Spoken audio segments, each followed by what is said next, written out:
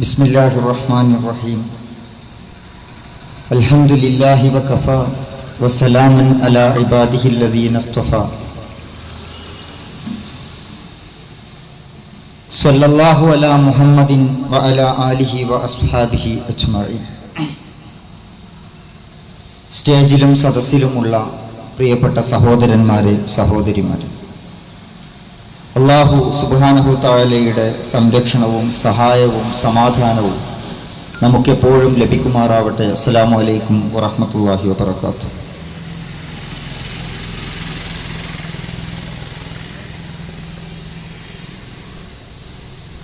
ഇസ്ലാം സന്തുലിതത്വമാണ് എന്ന തലക്കെട്ടിലാണ് ജമാഅത്തെ ഇസ്ലാമിയുടെ സമ്മേളനം നടക്കുന്നത്.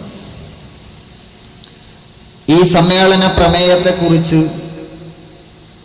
സംക്ഷിപ്തമായി നിങ്ങളോട് സംസാരിക്കുക എന്നതാണ് എൻ്റെ ഉത്തരവാദിത്വം.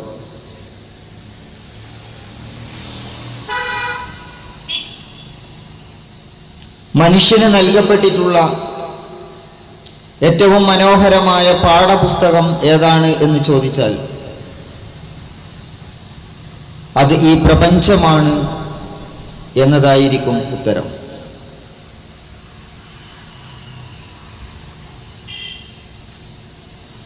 ഈ പ്രപഞ്ചത്തോളം മികച്ച ഒരു കിതാബും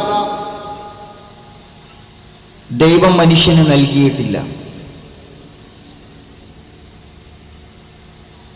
പ്രപഞ്ചത്തിന്റെ ഒന്നാമത്തെ സവിശേഷത അതിന്റെ സൗന്ദര്യമാണ്. ആസ്വാദ്യകരമായ സൗന്ദര്യമുണ്ട് നമ്മുടെ പ്രകൃതിക്ക്. അതിലെ ഓരോ സൃഷ്ടിയും നമ്മൾ ആസ്വദിക്കും. കടലും തിരയും കാടും മേടും ചെറിയ പുൽക്കൊടികൾ വരെ അതിന്റെ സൗന്ദര്യം കൊണ്ട് നമ്മളെ വിസ്മയിപ്പിക്കും. രണ്ടാമത്, ഈ പ്രപഞ്ചത്തിലെ വിഭവങ്ങൾ അത് മനുഷ്യന് ആസ്വദിക്കാവുന്നതും ആരോഗ്യം പ്രദാനം ചെയ്യാവുന്നതുമാണ്.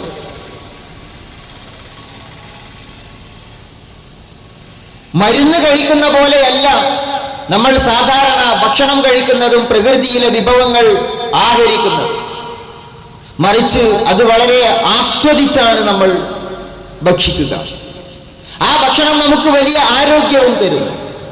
ഇത്തരം ആസ്വാദ്യകരമായ വിഭവങ്ങളാൽ, ആരോഗ്യദായകമായ വിഭവങ്ങളാൽ സമ്പന്നമാണ് നമ്മുടെ പ്രപഞ്ചം, നമ്മുടെ പ്രകൃതി.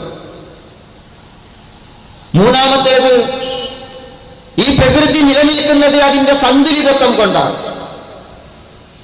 ഇതിന്റെ ഗുണഫലം നമുക്ക് അനുഭവിക്കാൻ കഴിയുന്നത് അതിന്റെ സന്തുലിതത്വം കൊണ്ടാണ്.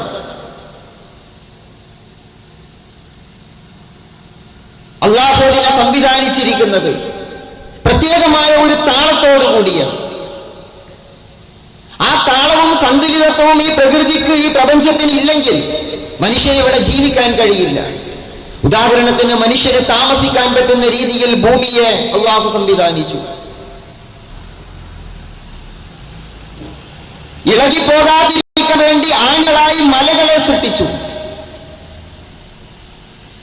ആകാശവും ഭൂമിയും തമ്മിലുള്ള ഒരു ചേർച്ചയുണ്ട്. കടലും കരയും തമ്മിലുള്ള ഒരു ചേർച്ചയുണ്ട്. ഇങ്ങനെ എടുത്തു നോക്കിയാൽ വല്ലാത്ത ഒരു താളം, ഒരു ഐക്യം, ഒരു സന്തുലിതത്വം ഈ പ്രകൃതിയിൽ, നമ്മൾ ചവിട്ടി നിൽക്കുന്ന മണ്ണിൽ വരെ നമുക്ക് കാണാൻ കഴിയും. ഇങ്ങനെ മൂന്ന് സവിശേഷതകളുള്ള ഈ പ്രകൃതിയിൽ നിന്ന് നമുക്ക് അല്ലാഹുവിനെ കണ്ടെത്താൻ കഴിയും എന്നതാണ് അതിന്റെ നാലാമത്തെ പ്രത്യേകത. ഈ പ്രകൃതിയുടെ സൗന്ദര്യത്തിൽ നിന്ന്, അതിലെ ആസ്വാദ്യകരമായ വിഭവങ്ങളിൽ നിന്ന്, അതിന്റെ സന്തുലിതമായ സംവിധാനത്തിൽ നിന്ന് നിങ്ങൾ അതിനെക്കുറിച്ച് ചിന്തിച്ചു നോക്കൂ. അല്ലാഹുവിലേക്ക് എത്താൻ കഴിയും. അതിന്റെ അത്ഭുതങ്ങൾ, നമ്മുടെ ശരീരത്തിന്റെ അത്ഭുതങ്ങൾ തന്നെയും അല്ലാഹുവിലേക്ക് നമ്മളെ വഴി നടത്തും. നമ്മൾ ഈ പ്രപഞ്ചത്തെ കുറിച്ച് ചിന്തിച്ചു നോക്കുക. എന്തെല്ലാം വിഭവങ്ങളാണ് ഇതിൽ ഒരുക്കി വെക്കപ്പെട്ടിരിക്കുന്നത്, ഇതിൽ സംവിധാനിക്കപ്പെട്ടിരിക്കുന്നത്. ഒരുപക്ഷെ നമുക്ക് വൈരുദ്ധ്യമെന്ന് തോന്നാവുന്ന ഒരുപാട് സംവിധാനങ്ങൾ ഇതിനകത്തുണ്ട്. പക്ഷെ വല്ലാത്ത ഒരു സമന്വയമുണ്ട് അവ തമ്മിൽ. മനുഷ്യ ജീവിതത്തിന് ആവശ്യമുള്ള എല്ലാം ഇവിടെ ഒരുക്കിയിട്ടുണ്ട്. ഇതര ജീവജാലങ്ങൾക്ക് നിലനിൽക്കാൻ ആവശ്യമുള്ള എല്ലാം ഈ ഭൂമിയിൽ ഒരുക്കിയിട്ടുണ്ട്. പക്ഷേ അത് വളരെ വ്യത്യസ്തങ്ങളാണ്, വൈവിധ്യത നിറഞ്ഞതാണ്. ഓരോ സൃഷ്ടിയെയും അതിൻ്റെതായ അളവിലാണ് അല്ലാഹു ഭൂമിക്ക് നൽകിയിട്ടുള്ളത്, പ്രകൃതിക്ക് നൽകിയിട്ടുള്ളത്. ഉദാഹരണത്തിന് നിങ്ങൾ മണ്ണെടുത്ത് പരിശോധിക്കും. എത്ര തരത്തിലുള്ള മണ്ണുണ്ടാകും? പല നിറത്തിലുള്ള മണ്ണ്, പല സ്വഭാവത്തിലുള്ള മണ്ണ്, പല രൂപത്തിലുള്ള മണ്ണ് നമുക്ക് കാണാം. നമ്മൾ ഇവിടെ ഈ കരയിൽ കാണുന്ന മണ്ണല്ല താഴോട്ടിറങ്ങിയാൽ കാണുക, അത് വയലിലെ ചളിയാണ്. കരയിലെ മണ്ണ് തന്നെ പല രൂപത്തിലുണ്ടാകും. നമ്മൾ ഒരിടത്ത് ചരൽ കല്ല് നിറഞ്ഞ ഒരു മണ്ണ് കാണുന്നു. നമ്മൾ ഒരടി താഴ്ചയിലോട്ട് കുഴിക്കുമ്പോൾ ആ മേൽമണ്ണ് മാറി മറ്റൊരു മണ്ണ് വരുന്നു. വീണ്ടും ഒരു കൂട്ട് അല്ലെങ്കിൽ ഒരു കോല് 1 മീറ്റർ താഴോട്ട് കുഴിക്കുമ്പോൾ വേറെ ഒരു നിറമുള്ള, വേറെ ഒരു ഗുണമുള്ള മണ്ണ് വരുന്നു. ഇങ്ങനെ 10 മീറ്റർ 20 മീറ്റർ ഒരേ സ്ഥലത്ത് താഴോട്ട് പോകുമ്പോൾ നിറത്തിൽ വ്യത്യാസമുള്ള, ഗുണത്തിൽ വ്യത്യാസമുള്ള, ഉറപ്പിൽ വ്യത്യാസമുള്ള, ഫലത്തിൽ വ്യത്യാസമുള്ള, വാസനയിൽ വ്യത്യാസമുള്ള മണ്ണുകൾ പ്രത്യക്ഷപ്പെടുന്നു. നമ്മുടെ ചുറ്റുഭാഗത്ത് ഒരുപാട് മലകളുണ്ട്. മലകൾക്ക് ഒരു നിറമല്ല, ഒരുപാട് നിറങ്ങളുണ്ട്, ഒരുപാട് ഗുണങ്ങളുണ്ട്. അത് മണ്ണുള്ള മലകളുണ്ട്, കല്ലുള്ള മലകളുണ്ട്, ചെങ്കല്ലുള്ള മലകളുണ്ട്, കരിങ്കല്ലുള്ള മലകളുണ്ട്, മാർബിളുള്ള, അതുപോലെ ഗ്രാനൈറ്റ് പോലെയുള്ള പലതരത്തിലുള്ള സ്റ്റോണുകൾ നിറഞ്ഞിട്ടുള്ള മലകളും മണ്ണിന്റെ അടിയിൽ സംരക്ഷിക്കപ്പെട്ടിട്ടുള്ള ഖനിജങ്ങളുമുണ്ട്. ചില സ്ഥലത്ത് നമ്മൾ മണ്ണെടുത്ത് താഴോട്ട് പോയാൽ നമുക്ക് കരിങ്കല്ല് കാണാം. ചില സ്ഥലത്ത് മണ്ണെടുത്ത് താഴോട്ട് പോയാൽ ചെങ്കല്ല് കിട്ടും, ചിലയിടത്ത് ചീടിക്കല്ല് കിട്ടും. എന്നാൽ ചില സ്ഥലത്ത് നിങ്ങൾ പോയി നോക്കൂ, ചാലിയാറിനേക്കാൾ നീളത്തിൽ മാർബിൾ ഖനികളാണ് മണ്ണിനടിയിൽ കിടക്കുന്നത്. നീണ്ടു കിടക്കുക 500-1000 മീറ്റർ താഴ്ചയിൽ ഒരു പുഴ പോലെ നീണ്ടു കിടക്കുന്ന മാർബിളിന്റെ ഖനികൾ കാണാം നമുക്ക്. എന്താ ഇവിടെ കുഴിച്ചാൽ മാർബിൾ കിട്ടാത്തത്? എന്താ ഇവിടെ കുഴിച്ചാൽ പെട്രോൾ കിട്ടാത്തത്? ഇങ്ങനെ വൈവിധ്യങ്ങളാണ് അല്ലാഹു ഈ ഭൂമിയിൽ ഒരുക്കി വെച്ചിരിക്കുന്നതെന്നാണ്. എല്ലായിടത്തും ഭൂമി ഒരുപോലെ സമനിരപ്പല്ല. ചിലയിടത്ത് ചെറിയ കുന്നുകൾ, ചിലയിടത്ത് താഴ്ചകൾ, ചിലയിടത്ത് വലിയ മനുഷ്യന് എത്തിപ്പെടാൻ കഴിയാത്ത പർവ്വതങ്ങൾ. എന്തുകൊണ്ടാണ് അല്ലാഹുവിന് ഭൂമി ഒരൊറ്റ നിരപ്പായിട്ട് സൃഷ്ടിക്കാമായിരുന്നില്ലേ? അല്ലാഹു അങ്ങനെ സൃഷ്ടിക്കില്ല. കാരണം അത് ഭൂമിയുടെ സന്തുലിതത്വമല്ല. സന്തുലിതത്വം എന്ന് പറഞ്ഞാൽ സമമാക്കുക എന്നല്ല.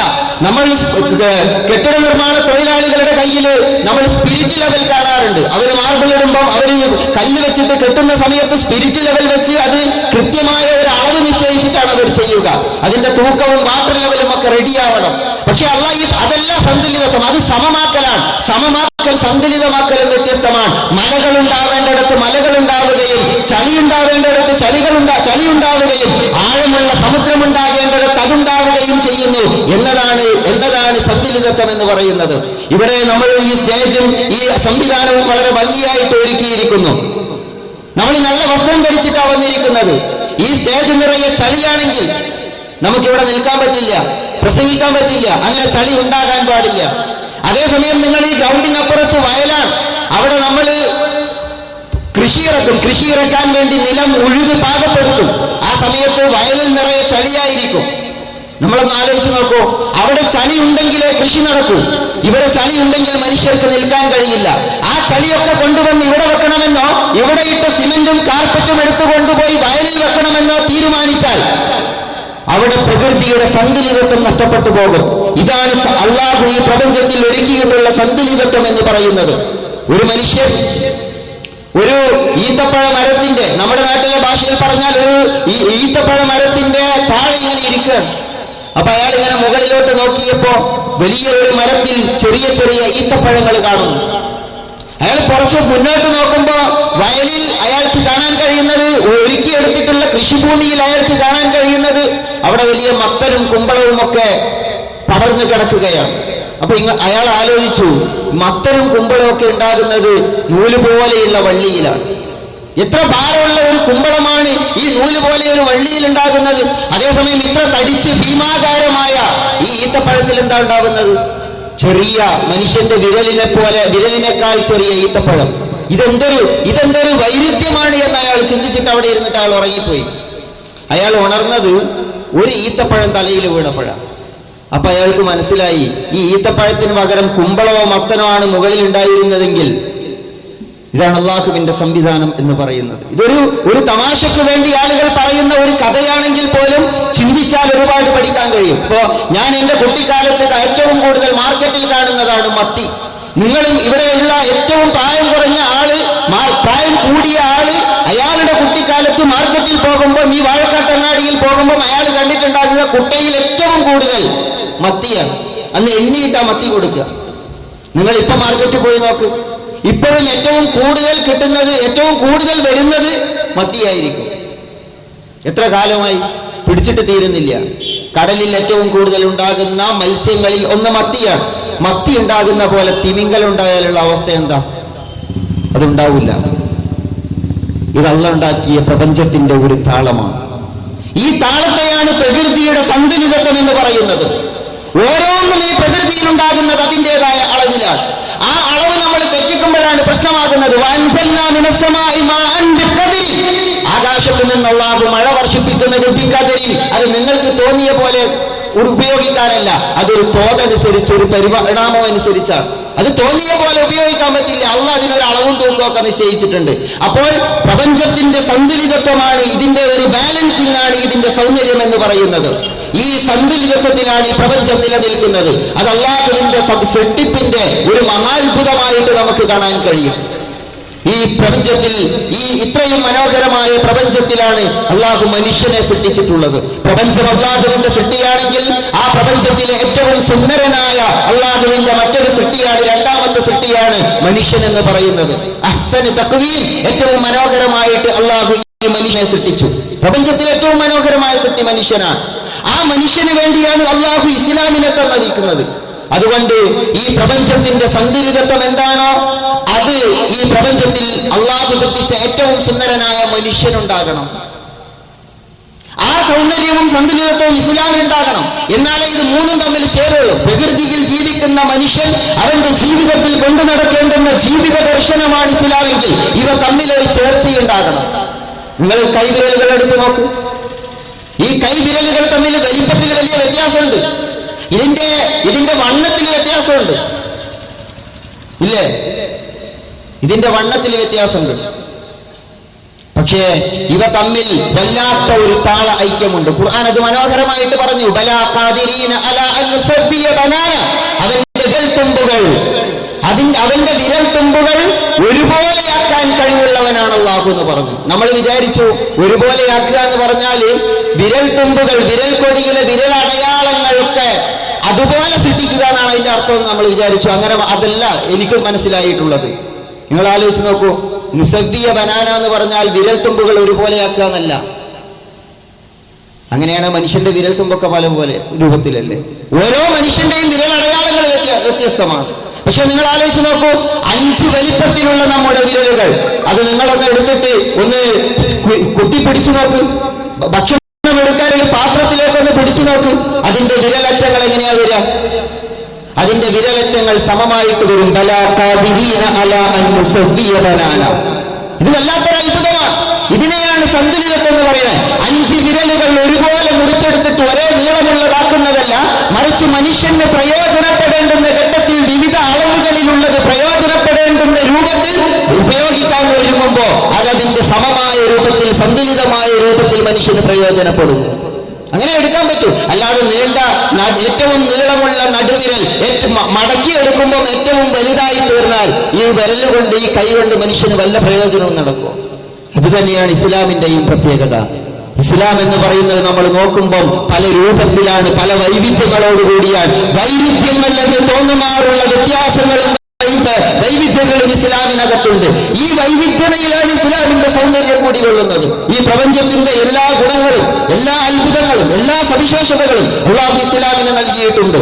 ഇസ്ലാമിന് അതിന്റെ നല്ല സൗന്ദര്യമുണ്ട്, ആസ്വദിക്കാൻ കഴിയുന്ന സൗന്ദര്യമുണ്ട് ഇസ്ലാമിന്. പക്ഷെ നമുക്ക് ആ സൗന്ദര്യം ആസ്വദിക്കാൻ കഴിയാത്തത് എന്തുകൊണ്ടാ?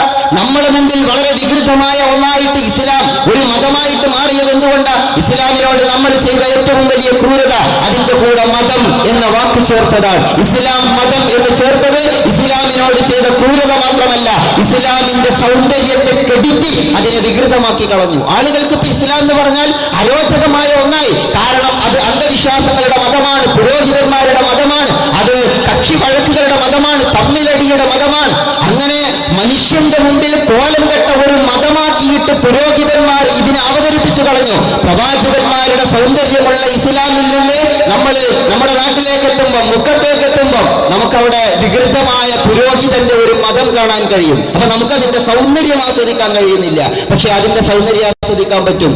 ഇസ്ലാമിന്റെ സൗന്ദര്യം ആസ്വദിക്കാൻ കഴിയുന്ന ഒരുപാട് വശങ്ങൾ അതിനുണ്ട്. അതൊക്കെ വിശദീകരിക്കാനുള്ള സമയം നമ്മുടെ മുമ്പിൽ ഇല്ലാത്തതുകൊണ്ട് ഞാൻ അത് വിട്ടിട്ട് പോവുകയാണ്. ഇസ്ലാമിന്റെ വിഭവങ്ങൾ എടുത്തു നോക്കൂ. നമ്മൾ നേരത്തെ പറഞ്ഞു, പ്രകൃതിയിലെ വിഭവങ്ങൾ മനുഷ്യന്റെ ശാരീരികമായ ആരോഗ്യത്തെയാണ് കെട്ടിപ്പടുക്കുന്നതെങ്കിൽ ഇസ്ലാമിന്റെ വിഭവങ്ങൾ അത് ആരോഗ്യമുള്ള ഒരു സമൂഹത്തെയും ഒരു നാഗരികതയെയും ഒരു സംസ്കാരത്തെയുമാണ് പണിതുയർത്തുന്നത്.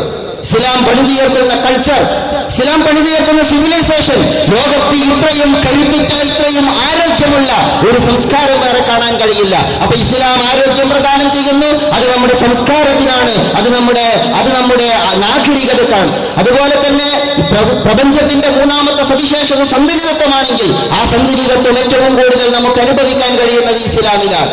മനുഷ്യന്റെ ജീവിതത്തിന്റെ വ്യത്യസ്ത വശങ്ങളോട് ഇസ്ലാം, വ്യത്യസ്ത വശങ്ങളെയെല്ലാം ഇസ്ലാം ഉൾക്കൊള്ളുക മാത്രമല്ല ചെയ്യുന്നത്, മറിച്ച് ആ വശങ്ങളെയെല്ലാം ഉൾക്കൊള്ളേണ്ട വിധത്തിലും അളവിലും തൂക്കത്തിലുമാണ് ഇസ്ലാം ഉൾക്കൊണ്ടിട്ടുള്ളത്. അവസാനമായി ഇസ്ലാം അള്ളാഹുവിലേക്ക് മനുഷ്യനെ കൊണ്ടുപോവുകയും ചെയ്യും. ഇത് ഇസ്ലാമിന്റെ ഒരു സവിശേഷതയാണ്. ഈ പ്രപഞ്ചത്തിന്റെ സവിശേഷതകളെല്ലാം നമുക്ക് ഇസ്ലാമിൽ കാണാൻ കഴിയും. നിങ്ങൾ എടുത്തു നോക്കൂ, ഇസ്ലാമിനെ കുറിച്ച് ഖുർആനിന്റെ ഏറ്റവും മനോഹരമായ പ്രയോഗം എന്താണ്? സിറാത്തുൽ മുസ്തഖീം എന്നാണ്. ഇഹ്ദിന സിറാത്തുൽ മുസ്തഖീം, നേരായ വഴിയിലൂടെ എന്നെ നയിക്കണം. സിറാത്തുൽ മുസ്തഖീം ഖുർആൻ മറ്റൊരിടത്ത് പറഞ്ഞിട്ടുണ്ട്, വഅന്ന ഹാദാ സിറാത്തീ മുസ്തഖീമൻ ഫത്തബിഉ വലാ തത്തബിഉ സുബുൽ ഫതഫറഖ ബികും അൻ സബീലി വദാലികും വസ്വാകും ബിഹി ലഅല്ലകും തത്തഖൂൻ. വളരെ മനോഹരമായ പ്രയോഗമാണത്. സിറാത്തുൽ മുസ്തഖീം, നമ്മൾ പറയും നേരായ വഴി, ചൊവ്വായ വഴി, ഋജുവായ വഴി എന്നൊക്കെ പറയും. ഖുർആൻ വ്യാഖ്യാതാക്കൾ മുസ്തഖീം എന്ന വാക്കിന് കൊടുത്തിട്ടുള്ള അർത്ഥം മുഅ്തദിൽ എന്നാണ്.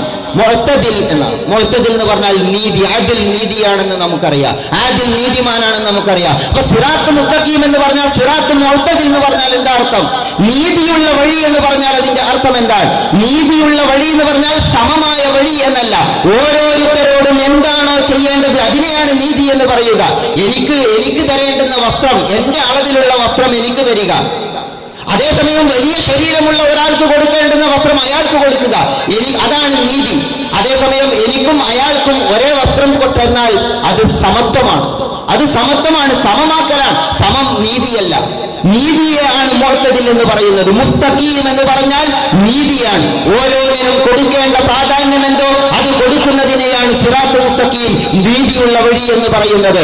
ഓരോ വ്യക്തിക്കും കൊടുക്കേണ്ട പ്രാധാന്യം, ഓരോ വിഷയത്തിനും കൊടുക്കേണ്ട പ്രാധാന്യം, ഓരോ പ്രശ്നത്തിനും കൊടുക്കേണ്ട പ്രാധാന്യം, ഓരോ മേഖലക്കും കൊടുക്കേണ്ട പ്രാധാന്യം, ഓരോ സമൂഹത്തിനും ദേശത്തിനും കാലത്തിനും അവസ്ഥകൾക്കും നൽകേണ്ടുന്ന പ്രാധാന്യം, ഈ പ്രാധാന്യങ്ങൾ അതിൻ്റെതായ അളവിൽ അതിന് നൽകിക്കൊണ്ട് ഒരു വ്യവസ്ഥ ഇസ്ലാം ഉണ്ടാക്കിയിരിക്കുന്നു. ഇതിനെയാണ് നിങ്ങൾ ഈ അതിലുള്ള സന്തുലിതമായ വഴി, നീതിയുള്ള വഴി നിങ്ങൾ പിന്തുടരണം. ഓരോന്നിനോടും നീതി കാണിക്കണം. ആ വഴി നിങ്ങൾ പിന്തുടരണം. വലാ തത്തബിഉ സുബുൽ, അനീതിയുടെ വഴി നിങ്ങൾ പിന്തുടരരുത്. അനീതിയുടെ വഴി എന്ന് പറഞ്ഞാൽ, അനീതിയുടെ വഴി എന്ന് പറഞ്ഞാൽ ഇസ്ലാം ഏതൊന്നിനാണോ ഒരു പ്രാധാന്യം കൊടുത്തിട്ടുള്ളത്, ഇസ്ലാം 10 മാർക്ക് കൊടുത്തിട്ടുള്ള ഒന്നിന് നിങ്ങൾ 50 മാർക്ക് കൊടുക്കുന്നു. ഇസ്ലാം 100 മാർക്ക് കൊടുത്തിട്ടുള്ള ഒന്നിന് നിങ്ങൾ 70 മാർക്ക് കൊടുക്കുന്നു. അത് നിങ്ങളുടെ ഇഷ്ടത്തിന് നിങ്ങൾ തീരുമാനിക്കാൻ. അപ്പൊ എന്താ സംഭവിക്കുക? അപ്പോൾ സിറാത്ത് മുസ്തഖീം, സന്തുലിതമായ അല്ലെങ്കിൽ നീതിപൂർവകമായ ഇസ്ലാം എന്ന് പറയുന്നത് മാറിപ്പോകും. ചില ആളുകൾ നിങ്ങൾ നോക്കൂ, ഏറ്റവും കവിഞ്ഞ ആത്മീയത. ചില ആളുകൾ നോക്കൂ, ഏറ്റവും കവിഞ്ഞ രാഷ്ട്രീയം. ചില ആളുകൾ ഏറ്റവും കവിഞ്ഞ സാമ്പത്തിക മേഖല. അങ്ങനെ ഓരോ മേഖലയിലേക്ക് ആളുകൾ പോകും. ഓരോന്നിനും കൊടുക്കേണ്ട പ്രാധാന്യത്തെ അവർ അട്ടിമറിച്ചു കളയും. വലാ തത്തബിഉ സുബുൽ, നീതിയുടെ വഴി തെറ്റിച്ചിട്ട് ആ അസന്തുലിതത്വത്തിന്റെ വ്യത്യസ്തങ്ങളായ വഴികൾ, ഒന്നിനോട് അനീതി ചെയ്ത് മറ്റൊന്നിനെ തെരഞ്ഞെടുക്കുന്ന വഴി, ആ വഴിക്ക് നിങ്ങൾ പോകരുത്. ഫതഫറഖ ബികും അൻ സബീലി, ആ സന്തുലിതമായ നീതിയുള്ള വഴിയിൽ നിന്ന് നിങ്ങൾ തെറ്റിപ്പോകും. ഈ ആയത്തിന്റെ മുമ്പ് ഒരു ആയത്തുണ്ട്, വളരെ മനോഹരമായിട്ട് ഈ ആശയത്തെ അല്ലാഹു വിശദീകരിക്കുന്നത്. നിങ്ങൾ അളവ് തൂക്കങ്ങൾ നീതിപൂർവ്വം നിർവഹിക്കണം. വലാ തുകല്ലിഫു നഫ്സൻ ഇല്ലാ വുസ്അഹാ, അല്ലാഹു ഒരു മനുഷ്യനോട് അവന്റെ കഴിവിൽപ്പെട്ടതെന്തോ അത് ആജ്ഞാപിക്കുന്നില്ല, കഴിവിൽ പെടാത്തതെന്തോ അത് ആജ്ഞാപിക്കുന്നില്ല, കൽപ്പിക്കുന്നില്ല. വൈദാ ഖുൽതും ഫഅദിലു, നിങ്ങൾ സംസാരിച്ചാൽ അത് നീതിപൂർവമാകണം. ഇതിന് നമ്മൾ മനസ്സിലാക്കി വരുന്ന ഒരർത്ഥമുണ്ട്. പക്ഷെ എനിക്ക് തോന്നുന്നു ഇസ്ലാമിന്റെ നീതിയുള്ള വഴി എന്ന് വിശദീകരിക്കുന്നതിന്റെ സന്ദർഭത്തിലാണ് ഈ ആയത്ത് വരുന്നത്. അളവ് തൂക്കത്തിൽ കൃത്രിമം കാണിക്കരുത്, നീതി കാണിക്കണം എന്ന് പറയുന്നതിന്റെ അർത്ഥം എന്താ? അത് നിങ്ങൾ 1 കിലോ തൂക്കുന്ന ത്രാസിനെ കുറിച്ച് മാത്രമല്ല, അതതിന്റെ പ്രാഥമികമായ അർത്ഥമാണ്. 1 കിലോ തൂക്കുന്ന ത്രാസിനെ കുറിച്ച്, അല്ലെങ്കിൽ 1 ലിറ്ററിന്റെ അളവ്, അങ്ങനെയുള്ള നമ്മുടെ കിലോഗ്രാമിനെയും ലിറ്ററിനെയും കുറിച്ച് മാത്രമല്ല അത് പറഞ്ഞത്. നിങ്ങൾ കാര്യങ്ങളെ മനസ്സിലാക്കുന്നിടത്ത്, നിങ്ങൾ വിഷയങ്ങളെ സമീപിക്കുന്നിടത്ത്, നിങ്ങൾ ഇസ്ലാമിനെ അവതരിപ്പിക്കുന്നിടത്തും പ്രയോഗവൽക്കരിക്കുന്നിടത്തും ഓരോന്നിനും കൊടുക്കേണ്ട നീതിയും പ്രാധാന്യവും അതിന് കൊടുത്തുകൊണ്ടേ അത് ചെയ്യാൻ പാടുള്ളൂ. അതുകൊണ്ടാണല്ലോ വലാ തുകല്ലിഫു നഫ്സൻ ഇല്ലാ വുസ്അഹാ, കഴിവിൽപ്പെടാത്തതൊന്നും അല്ലാഹ് കൽപ്പിക്കുന്നില്ല എന്ന് പറഞ്ഞാൽ അതിന്റെ അർത്ഥം എന്താ?